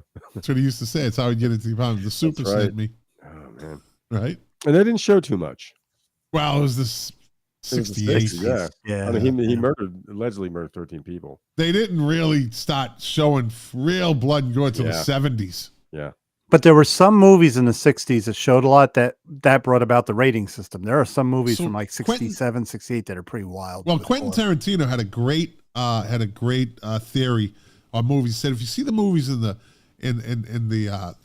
talkies, right? The silent films, they're all nice, and then all of a sudden you get into like the gangster movies, and it starts getting violent. Then it starts getting a little, they get some crazy ass movies, right?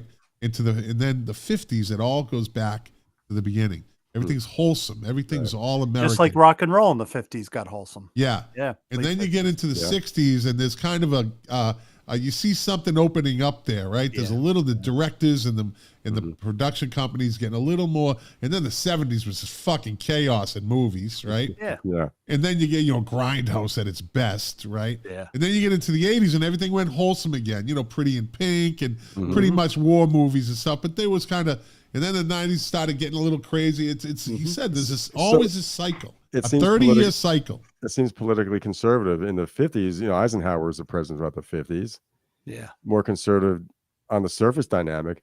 But in the 50s, there were some there's a lot of underground movies like The Man with the Golden Arm. Well, there's always going to be that. of course. Right? You're always going to have these renegade directors. But they were considered renegade, actually. Absolutely. Yeah. So I've been saying this for a couple of years. So since like 2018, 2017, maybe it started 2016, you started to see this whole little thing in movies about canceled people and cancel that movie. Oh, they can't make a movie about this. Or characters have to be diverse and we can't insult these people. So you start seeing that, right? And now I had been saying this. There's a generation of kids growing up that are going to be the fucking craziest directors that Hollywood's ever seen. They're just going to go total, because now you got the Academy 50s. Awards. You can't win an Academy Award unless you meet all the check marks. Right. And I'm not being political. this is the way it is now. Well, that's they what all happened. Have check marks. That's what happened in the 50s, and then the directors went, yeah, exactly. But the Academy Awards committed to this, so it's never going to change. They'll never go back on that, because it has to check off disabled, has to check off this. I think it's going to change. Everything is cyclical. Like when you go nuts about the movies now, it's all going to change. It's just going to go the other way. Yeah, these movies will be buried, but it's still the fact that I got in the 80s when they got really strict about things. I was like, oh, and so I remember someone telling me, it's like, it's all going to go back, just give it time. Yeah. Music too, music. Oh, I hate music. Well, it'll go back, June 12th, 1968, Rosemary's Baby came out. Oh, yeah. Yeah. Yeah. Do you know the apartment building that they lived in? Famous apartment building. The Dakota? The Dakota building, huh? Yep. It was? I just took a guess. It was the Dakota, yep. And the beauty of that movie was it might not have been a horror. Like we never know for sure what happened. Oh, they show that fucking baby. It's definitely something ain't right at the end. Yeah. Yeah, there's something happened there. Yeah. Mark? Destroy All Monsters. One of my favorites. Buddy. Now you're fucking talking. Lou? Chitty Chitty Bang Bang. Yeah. Still a great fucking movie. Yeah. I mean, so glad that Disney hasn't tried to fucking they remake that. No, they did remake it with Lindsay Lindsay Lohan. It didn't go anywhere. Really? It died. No, it was pretty popular. It No, wasn't it that wasn't. good. Really? No, it wasn't. No It was way. popular because the young kids just Never- wanted funny. It was funny, but Never heard of it. nothing beats the original. Didn't No. hear of it. No, you Dick sure? Van Dyke Yeah, I didn't hear scared about the it shit either. out of me in Well, that movie. Well, only Mark's people saw it. Yeah. Maybe sometime you want to talk to me and my people, Scott. Yeah, Get the you're a other big side. motherfucker. Mark's like 6'8" or something, isn't he? He's like 7'2". 6'6". Yeah. 6'2". Well, He almost. He's what's the almost difference got, between 6'2" and 6'8"? I don't know. He's almost got a giant couple more head. inches. My name is Andre. You know what's seen in Shitty Bang? What? No, was that the one where Dick Van Dyke's head comes down upside down into a window looking for somebody? I think it was that movie, and it scared the shit out of me. Like, it's a funny scene, but I was like 4 years old when I was saw that it. when the baby hunt the kid hunter was? I just remember the kitties. Yeah, the head comes down. I was like, holy, oh.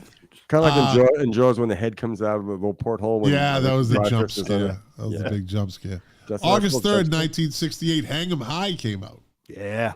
Yeah, Directed by Ted Post. yeah. Who directed most of the Planet of the Apes sequels. He did the Planet of the Apes sequels. He did a lot of them, yeah, I think. Ted Post.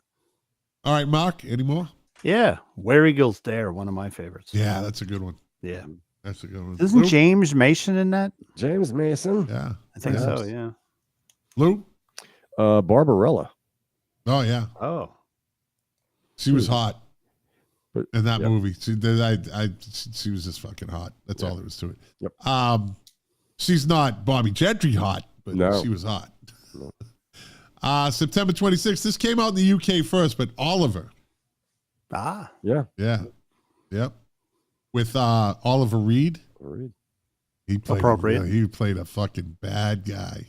That He guy was, could he drink. was a bad dude in that. Evil. Apparently, he could drink most people under the table. Yeah, he could. He's Yeah. one of those guys. Yep. I think that's how he died. I think he was in a pub arm wrestling or something. Yeah. Just drunk, and then he had like a heart attack later, or just something like that. But Yep. yeah, Mark? I'm going to go with a movie that I don't think many people liked. I like it. Once Upon a Time in the West. It doesn't seem to get the same attention as the other Sergio Leone movies. you know what? I liked it. Henry Fonda played an evil man. He was good. He is great as an evil He was so character. good in that. I've seen a couple movies. He's a good bad guy. Yeah. Oh, yeah. Yeah. Let's do a couple more. Lou? Dracula has risen from the grave. One of the better Hammer films. We were talking about that. I watched that recently. It was good. I enjoyed it. Hammer films are the best. Hottest women. Hottest fucking women in the movies back then. A friend of mine made a comment because they were talking about those movies. He goes, the interiors, he goes, it could be any period in time. Looks like it could be like 1800s, 1700s. Brilliant. Modern day, yeah. Yes, Cool. I mean, Hammer was just brilliant at making those movies. Yep. Yes. Yellow Submarine came out. Ah. Yes. 68. All right, let's do two more each. Mark. Okay, another Clint Eastwood that's kind of under the radar. Coogan's Bluff. Do you Yep. remember Coogan's that movie? Bluff. Yep. Good movie. Yep. Lou. Yours, Mine, and Ours with Yours, Henry Mine, Fonda and again, Ours. Lucille Ball. They played the. They were both divorcees with families. They married, became a total blended family. He was like in the Air Force and the military, but it's like a really great family movie. All right. It's a charming movie. One of the best kid movies ever They made. did a remake of that not too long ago, and I think it was a bomb. Yeah, they always are. You Yeah, can't come on. remake these classics. This one's one of the best kid movies ever made. Ever. It was Disney at its prime. The Love Bug. Yeah. Yeah. Yep. Oh, I'm sorry. That's the Lindsay Lohan remake. Was Love Bug. Yeah, I was going to I got- say, they yeah, didn't I make got- Chitty yeah, Chitty Bang sorry. Bang. I Yeah, know. You yeah. don't fucking try to fight with me on pop culture. Didn't I just say that? He just God got a damn it. slightly slanted view of pop culture, but it's okay. It's okay. I know pop culture, both sides of it. Yeah, so you that's do. enough. You know your pop culture. I'll tell you. Yes. You know your pop culture like Lou knows bubblegum pop. Yeah. Yeah. Yeah. It's yummy in my tummy. All right, let's do one more each. Okay, I'm going to go with this other big Steve McQueen movie that year, Thomas Crown Affair. Yes. And I did like the remake with Pierce Brosnan. I actually Brosnan. did like it. All right, Lou. The Green Berets. Oh, forgot. John Wayne. Jim Oh, Hutton, shit. Yeah. David yeah. Jansen. Yeah. I'll tell you, Pilgrim. A Gamera movie came out in 68. Gamera verse. Fuck, I forget the name of it. I can't remember that. But that's a golden age of that type of movie because the late 60s they got nice color, vibrant color, but the effects were still cheap, which made them great. Yeah. I'm going to end it with the third installment of the Pink Panther movie series, Inspector Clouseau. I get mixed up between all of them. I know, right? And I got to be in the mood. If I'm in the right mood, I laugh my ass off. And other times I'm like, Yeah. But when it's on, I love it. Yep. And the Steve Martin remake was horrible. Oh, again. I felt sorry for remake Steve these Martin. Things. Well, he signed the fucking contract. Yeah, he executive produced it too. All right, let's get into top 10 this week in 1968. All right, number 10 this week in 1968, White Room by Cream. So they went out in the top with the top 10 hit, right? Mm-hmm. Yeah. Number 9 this week in 1968, Hold Me Tight by Johnny Nash, who went on to do what song? I can see clearly. I can see clearly. And we share a birthday. Okay. Number 8 this week in 1968, and absolutely, and I've said this before Milk Crates and Turntables. We're going into our third year, I think. Third year? Yeah. This song right here is, I could say, arguably the greatest song ever written. The greatest song ever written. This song, it was number 8 this week in 1968. Wichita Lineman by Glenn Campbell. Yeah. It's a fucking absolute masterpiece. Mm-hmm. Perfect fucking song. There's nothing wrong with it. There is zero wrong with it. It's a fucking masterpiece. I love Midwest images, and when you hear that, you just think of the Midwest. It's just so. I mean, it's just the production of it, the music, the whole fucking everything. The Wrecking Crew. And I liked Dwight Wrecking Crew, Yoakam's that's right. remake. I liked Dwight Yoakam's remake just as much as the original. Did you listen to Johnny Cash's remake yet? No. Of Wichita Lineman? I am a lineman. He did it with Rick Rubin. Was an American poet. Oh, okay. Oh, acoustic. Yeah. Just acoustic? Yeah. Oh, I got to hear that. You got to fucking hear it, dude. Yeah. It's so fucking good. Goosebumps. Fucking goosebumps. When he sang it. I'm a lineman for he was an older guy at that point. Yeah. You know? So I still say his cover of Hurt to me is Goosebumps. Mm-hmm. Great. Yeah, great. That video with Rick Rubin's a fucking brilliant. Did you ever hear him do fucking Personal Jesus? Yeah. Yes. Rick Rubin, that's why he's a genius, because he can. I want to know when they made the video. It truly is. Yeah. I just want to know when they made the video, how did they get June Carter to cry? Like, what did they, did she act or did they sing? How did that, the video's as good as the song. Yeah. Yep. Yeah. Number 7 this week in 1968, For Once in My Life by Stevie Wonder. Great song. Yeah. These are all good fucking songs. Mm-hmm. Number 6 this week, in 1968, Who's Making Love, Johnny Taylor. They always throw that one in there. That was a big hit. Yeah, but there's always one in there that's kind of like, it's a one-hit wonder guy. It was popular that year, and then yeah. I didn't know it was that noteworthy. The rest of these songs you're gonna hear, it's pretty fucking. Number 5 this week in 1968, Abraham, Martin, and John by Dion, which was a weird kind of twist for him. He went folk. Yeah, that's after he cleaned up from heroin. Yeah. Number 4 this week, and she was mentioned earlier in the show. Those Were the Days by Mary Hopkin. Remember, signed with Apple Records. Twiggy discovered her. Paul McCartney signed her. Those were the days, my friend. Are we at at a German beer hall? Let's get our. I know, right? It's got that oompa. But that motherfucker was a party song for them motherfuckers back then, buddy. Every time that came on at a party, everybody was singing it. Yeah, it's like That's Danny Boy in Ireland. A great song. She was really Welsh. is. That is a sign of a great song. If everybody starts singing it, and you're at a party and they just break out in the chorus. Yeah, it was a family get together.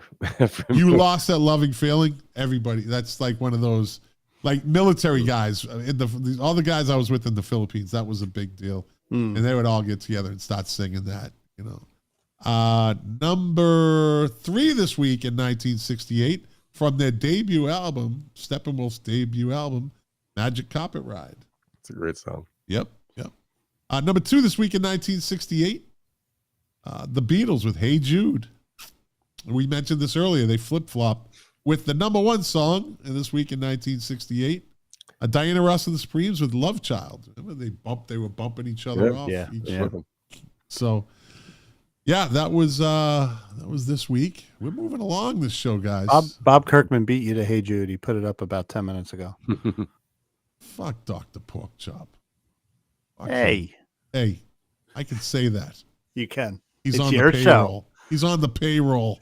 Wait, me and Lou aren't on a payroll. What's going on here? Oh, he's on the payroll, the King of Facebook show. That's I just want hot sauce. That's all I want. That's what hot sauce. I have no association with hot sauce anymore. Let's see.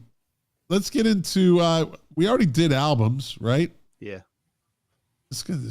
Dude, we might make it under 2 hours tonight. Oh, I can go to work on time tomorrow. I think so. Yeah. Because we're getting into this day of music. Wow. Yeah. Right. But I did move this along for a reason, because I wanted to spend a little bit of time. I didn't want to do it at the beginning of the show because I wanted to get the ball rolling. But today we lost a true poet, one of the great storytellers of his time.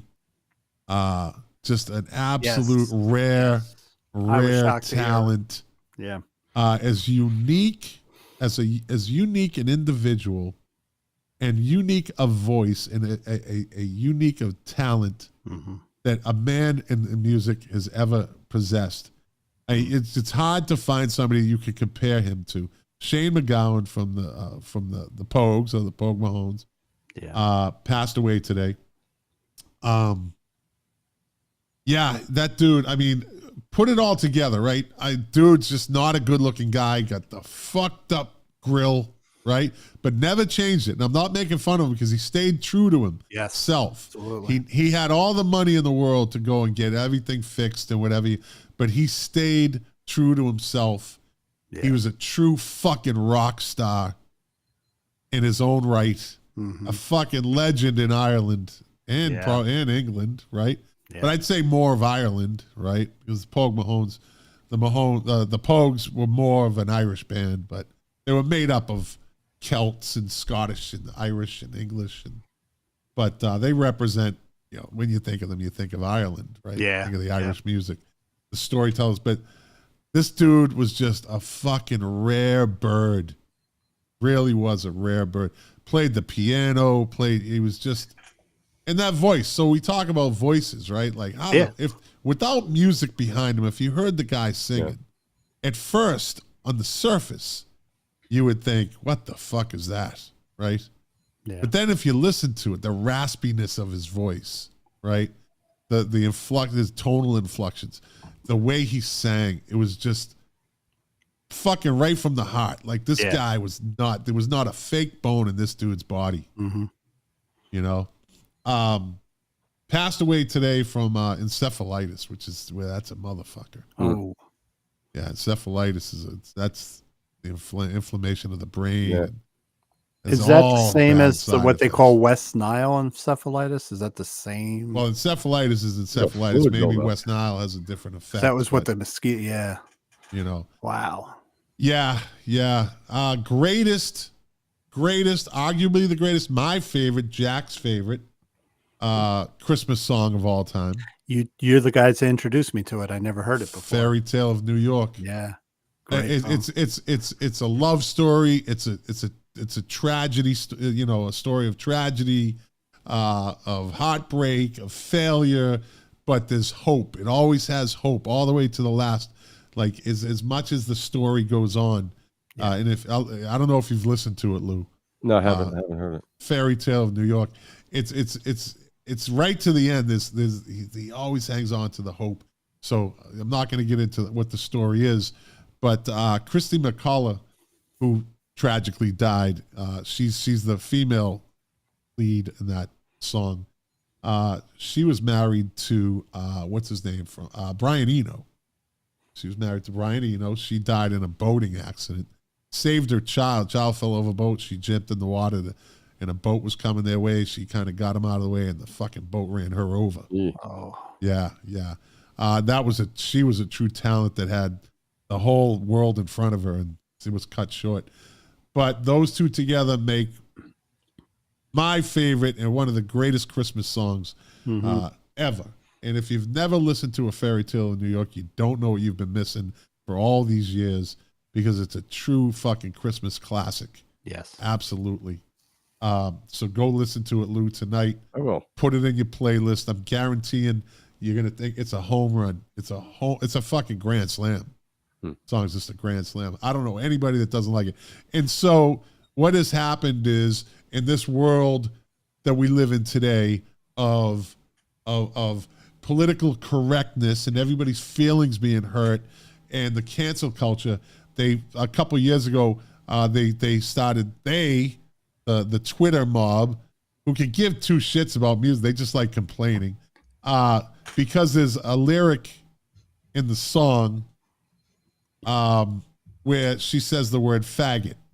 She calls him a faggot, and it's in the context of an argument, right? And it's like they're being very harsh to each other.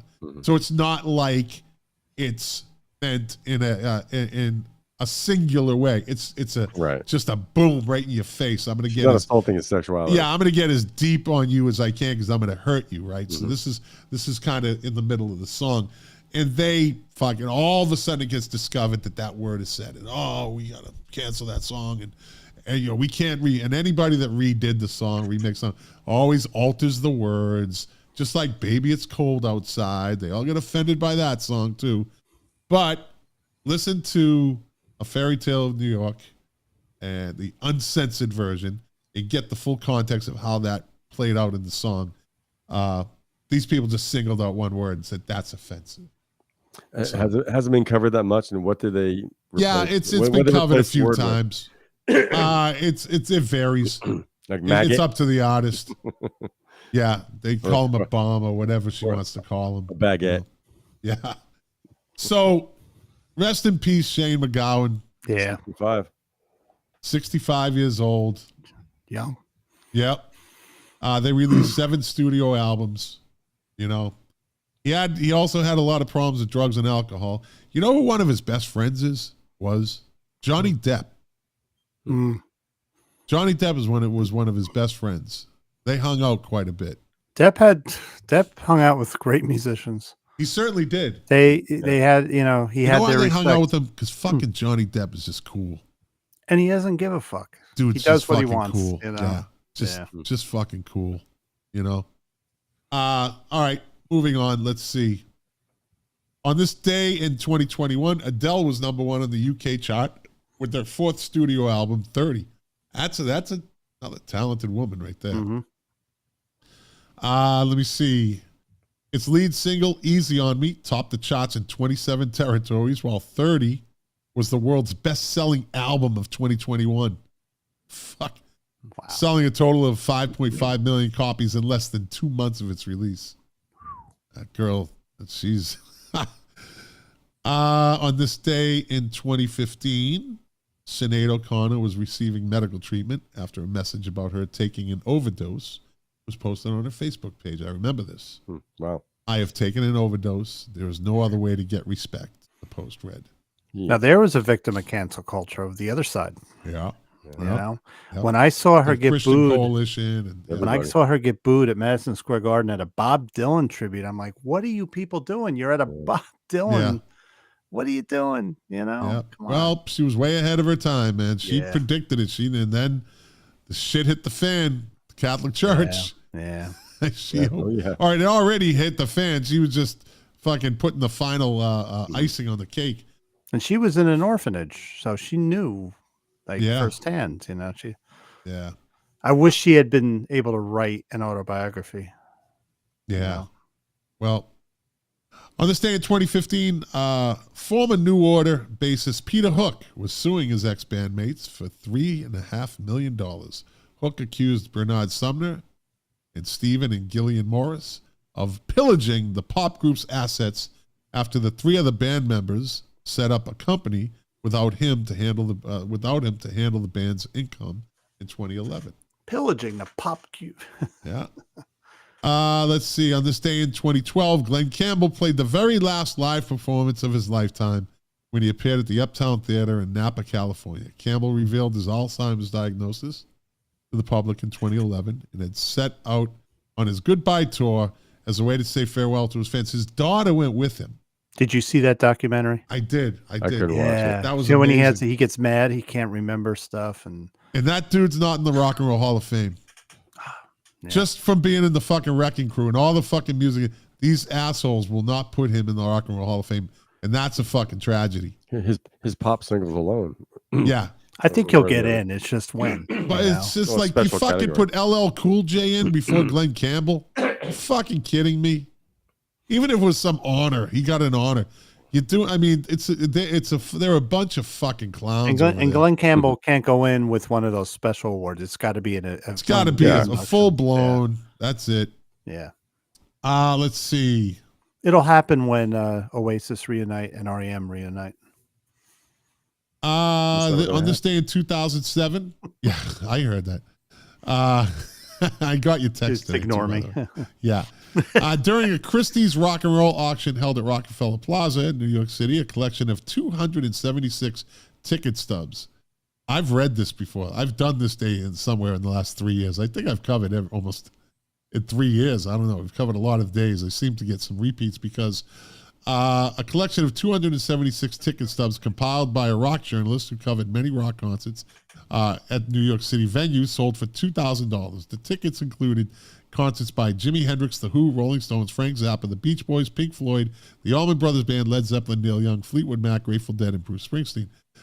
From what I understand, Jack had a fucking collection of ticket stubs, or he has a collection of ticket stubs. I know his concert T-shirts. He had, I don't know, 70 concert T-shirts. Yeah. Got thrown away by mistake. My ticket collection got thrown away. Mine did too. My Van Van Halen ticket stub that I ripped off a piece of the joint that David Lee Roth handed me from the stage. Oh, wow. Was in that fucking thing, and my brother disappeared. Yeah. You know what I lost? My sister brought me, when she saw Aerosmith on the Rockin' a Hard Place tour at the Meadowlands Arena, she gave me a shirt. I don't know what happened to it because that's the lost tour. Nobody, that's a collector's item. Yeah. Yep. Let's see. On this day in 2003, a block of East 2nd Street in New York was officially renamed Joey Ramone Place. It is the block where Joey once lived with the bandmate Dee Dee Ramone. And is near the music club CBGB where the Ramones played their first gigs. In 2010, it was reported that Joey Ramone Place was New York City's most stolen sign. That's pretty cool. Yeah. As of September 2007, the sign has been removed to 20 feet above ground level. You got to make a fucking effort to get that thing, buddy. You know what, though? It takes balls. Imagine in New York City to steal a street sign. Yeah. I mean, you're being watched by at least 100 people when you're doing it. Yeah, they don't care. Yeah. They don't want to get involved. I don't want to get involved. I didn't see anything. He's a Ramones fan. Leave him alone. Yeah. On this day in 2002, high court probate records show that George Harrison left his fortune of about 100 million, 99 million pounds, which is over $100 million, in a trust to his wife Olivia and his son Donnie, depriving the tax man of 40 million pounds. His English mansion near Henley on the Thames was said to be worth $15 million. Very smart man. And as I said earlier this week, the coolest Beatle. Yes. Yep. On this day in 2001, the first Top of the Pops UK Awards were held in Manchester with categories voted, and nobody cares. On this day in 2000, Scott Smith, bassist for the Canadian rock band Loverboy, died at age 45. Wow. He was sailing his boat with two friends off the coast of San Francisco near Golden Gate Bridge when a large wave swept him overboard. That was it. It's second boat accident of the night on the show. Yeah. Yeah. Andy Mura, my buddy from Australia, just tuned in. He's going to say something. He's always busting my balls, this guy, this bloke, this mate, this brogan. I call him a brogan. I don't know what the fuck it means. He called me a brogan one time. Shoe. So now I call him a brogan. It's a dress shoe. he calls me something else. He calls me a wanker or something like that. Yeah. Some Australian shit. Australia has a great scene for people that collect CDs. I follow a guy. He has a label called melodicrock.com, and you can get anything. They're like what England used to be back in the 80s. You could get anything from England. So I get a lot of stuff from Australia. Okay. I met Andy during the lockdowns. Yeah, he had it worse in Australia than we had it here. I'll tell you that. Yeah. I met him on a Smiths. Me and him are big Smiths fans on one of these Smiths pages. Total smart ass. Started shit with me. I posted something and he starts trying to dog me. We go back and forth. Next thing you know, we're friends. I'm so surprised. We FaceTimed a couple times. He's a good dude. He's a guy like Andy. He can be a little rough sometimes though. Andy he got one of them sense of humor, buddy. Listen, I got family in Australia, distant relatives, and I hear they're rough to take too. It's an Australian thing. It's beautiful. Yeah, at first I was like, what the fuck's that supposed? And then I'm like, oh, he's Australian. Okay. I get it now. I get it. Let's see. Who's this guy? All right, on this day in let me jump up here. On this day in 1999, Elton John was blasted by the Boy Scouts Association after he appeared on stage in London's Albert Hall and performing It's a Sin with 6 male dancers dressed as Boy Scouts. The dancers had paled their uniforms during the performance. Yeah. Dave Phillips, King of the 40 Hives. Thanks for watching, buddy. Good night. Night, Dave. Thanks for watching. Yeah, and then the Boy Scouts got ruined by the girls because the girls wanted it, and then the Boy Scouts went bankrupt. So there you go. They got rid of the boy. They wanted to kill the patriarchy. The fucking liberals killed the Boy Scouts. Yeah, but the Boy Scouts also got ruined by the troop leaders, if you know what I mean. Too. Hey, wait a minute. Yeah. So anyway, Kind on this day in 1999, also Don Sugarcane Harris was found dead in his Los Angeles apartment at the age of 61.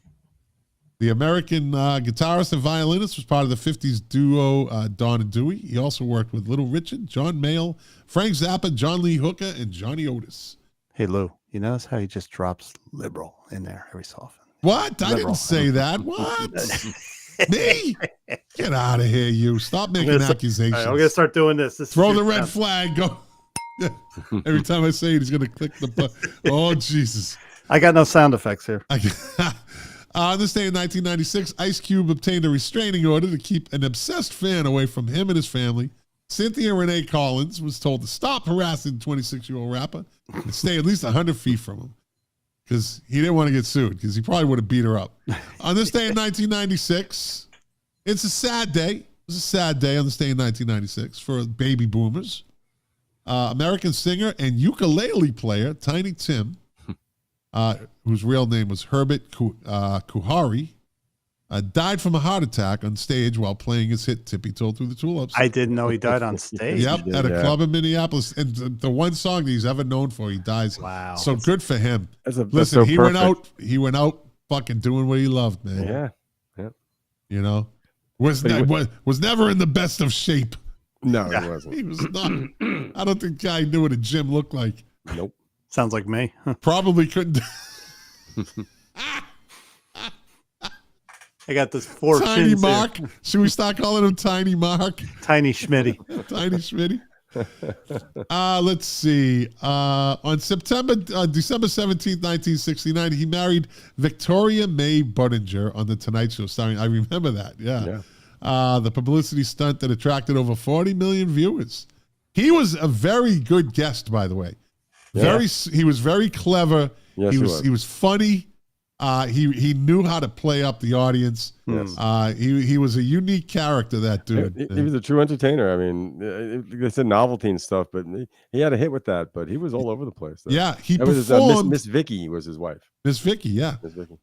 He performed at the 1970 Isle of Wight Festival in front of 600,000 people. Wow. Mm-hmm. Yeah, I didn't know that. Yep. It was more like a white suit, I think. That was hit some shtick besides the ukulele. I mean, yep. On this day in 1994, Tupac Shakur was shot 5 times during a robbery outside New York City recording studio. Oh, that was the beginning of the. They thought Puff Daddy P Diddy did it. On this day in 1991, Michael Jackson scored his 4th UK #1 album with his 8th studio album, Dangerous. Sold over 32 million copies worldwide. On this day, in 1991, Milli Vanilli singer Rob Pilatus attempted suicide while staying in the Los Angeles Mondorian Hotel. He eventually succeeded. On this day in 1989, one of my Manchester bands, the Happy Mondays, and fellow Mancunians, the Stone Roses, both made their debut appearance on UK TV music show Top of the Pops. The Mondays performed Hallelujah, and the Stone Roses performed outstanding song, Fool's Gold. Great song, great drummer. That band, the Stone Roses drummer, was like, they said he was like the Jimi Hendrix of drummers. The dude was just that good. On this day in 1985, Wham! Were number one on the U.S. singles charts with I'm Your Man. It was third UK number one, number 3 hit in the U.S. Big day. On this day in 1982, Michael Jackson's Thriller album was released. It spent 190 weeks on the UK album charts, became the biggest selling pop album of all time, with sales over 66 million copies. 7 singles were released from the album, including Beat It, which featured Eddie Van Halen, and Steve Lukather on Billie Jean. Yeah. Luke. He's one of my favorites. He's the guitarist for Toto. Yeah. And Van Halen, he didn't get a credit for that. Nothing. We didn't get paid for it. Yeah, he just did it, right? Yeah. On this day in 1971, Dr. Porkchop says, number 1 in park bathrooms also. I think that was the Wham song. Yeah. I'm your man, all right. And like I said before, nobody fucking bounced back better than George Michael. Yeah. He had self-deprecating humor. He threw himself on the sword, called himself an idiot, and you still loved him. Like, you still like this. All right, he's all right. You know, he didn't really love him. He's all right. All right, George Michael's all right. You know, he's not trying to deny anything. Right. I think if you're like a likable enough character, and if you just present yourself like that, hey, you move on. And that's what he did. That's why he kept, bouncing back. But he didn't deny it. There was no press machinations going back and forth. So twisting. He actually made a video about the police in the really. Yeah, in the bathroom in the park, the whole thing. Yeah, he had police dancers. It did so. This day in 1971, Sly and the Family Stone were at number 1 in the U.S. singles charts with "It's a Family Affair." It's a family affair. Remember what they say in the song? Mud is thicker than blood. Blood is thicker than mud. It's a family affair. Yeah. Their fourth and final number 1 Rolling Stone magazine. Let me see. Fourth and final number 1. Rolling Stone magazine later ranked the song number 138 on their list of 500 greatest songs of all time. It sure is. On this day in 1969, the Monkees made what would be their last live performance for 15 years when they played the Oakland Coliseum. On this day in 1969, the Rolling Stones played the final night of a 17-date North American tour at the International Raceway Festival in West Palm Beach, Florida, right up the roof. Also appearing, the Moody Blues, 10 years after, King Crimson, Janis Joplin, that dude again, the band, Steppenwolf, and Iron Butterfly. All of them on the same bill? Yeah. That's wild. Yeah. King Crimson. Wow. Yeah. On this day in 1968, Glenn Campbell started a 5-week run on the number 1 U.S. album charts with Wichita Lineman. Jimmy Webb's inspiration for the lyrics came while driving through Washita County in northern Oklahoma. Webb was driving through an endless litany of telephone poles, each looking exactly the same as the last. Then in the distance, he noticed the silhouette of a solitary lineman atop a pole. Webb then, quote, put himself atop that pole and put the phone in his hand as he considered what the lineman was saying into the receiver. Brilliance at its best. Brilliance. Yep. Random inspiration. Yep. On this day in 1963, the Beatles' second album with the Beatles became the first million-selling album by the group in the UK. That's it for that. Born on this day. Let's see. Clay Aiken. Can I add one thing that happened today? Yeah. On this date, 1979, The Wall was released in England. Came out much later in the U.S., like 3 weeks later. It's one of my favorite albums of all time. Okay. Who was born on this day? Blah, blah, blah, blah, blah. John Ashton, guitarist for the English rock band The Psychedelic Furs. Billy Idol. Happy birthday, Billy Idol. Born on this day in 1955. June Pointer from the Pointer Sisters. Let's see who else. Roger Glover, bassist with Deep Purple. Yeah. Right. Let me see. Anybody else of any significance? Dick Clark, pretty significant. Yeah. Pretty significant guy. Born on this day in 1929. And as usual, the last one on the list, give him some credit. Born on this day in 1915, American folk music and blues singer and guitarist Brownie McGee. He is best known for his collaborations with the harmonica player Sonny Terry. McGee died of stomach cancer on February 16th, 1996. Lived a good life at the age That was of a 80. good duo. Sonny Terry and Brownie McGee. I have a couple of their albums. There you go, buddy. Good And that's the show, gentlemen. 2 hours and 4 minutes. That's a record lately. Holy shit. We cut 30, 40 minutes off the show. Had to move it along. And we didn't have the bot on tonight. Where was he? He didn't jump in. Yeah, he didn't jump in. I don't know. But we had an appearance by Tom Spallone. So Yeah. It's been a long time. yeah. Fuck So that you, was good. Tom. Goodbye, Tom. Yes. Yeah. It's good to hear from Tom. Oh, trust me, he's been picking on me the whole show on my phone. Okay. It's good to see Tom. We're friends on Facebook now, so he comes up with some of the funniest shit. He said right before Thanksgiving, and I forgot how funny he is. He has a very witty sense of humor. He said, I had said cranberry sauce, and I said I've never had a homemade cranberry sauce that was any good. Right? Nothing's better than Ocean Spray. And he says, it's a fucking brilliant comment. He says, cranberry sauce, it's like applesauce. Why make it when they make it for you?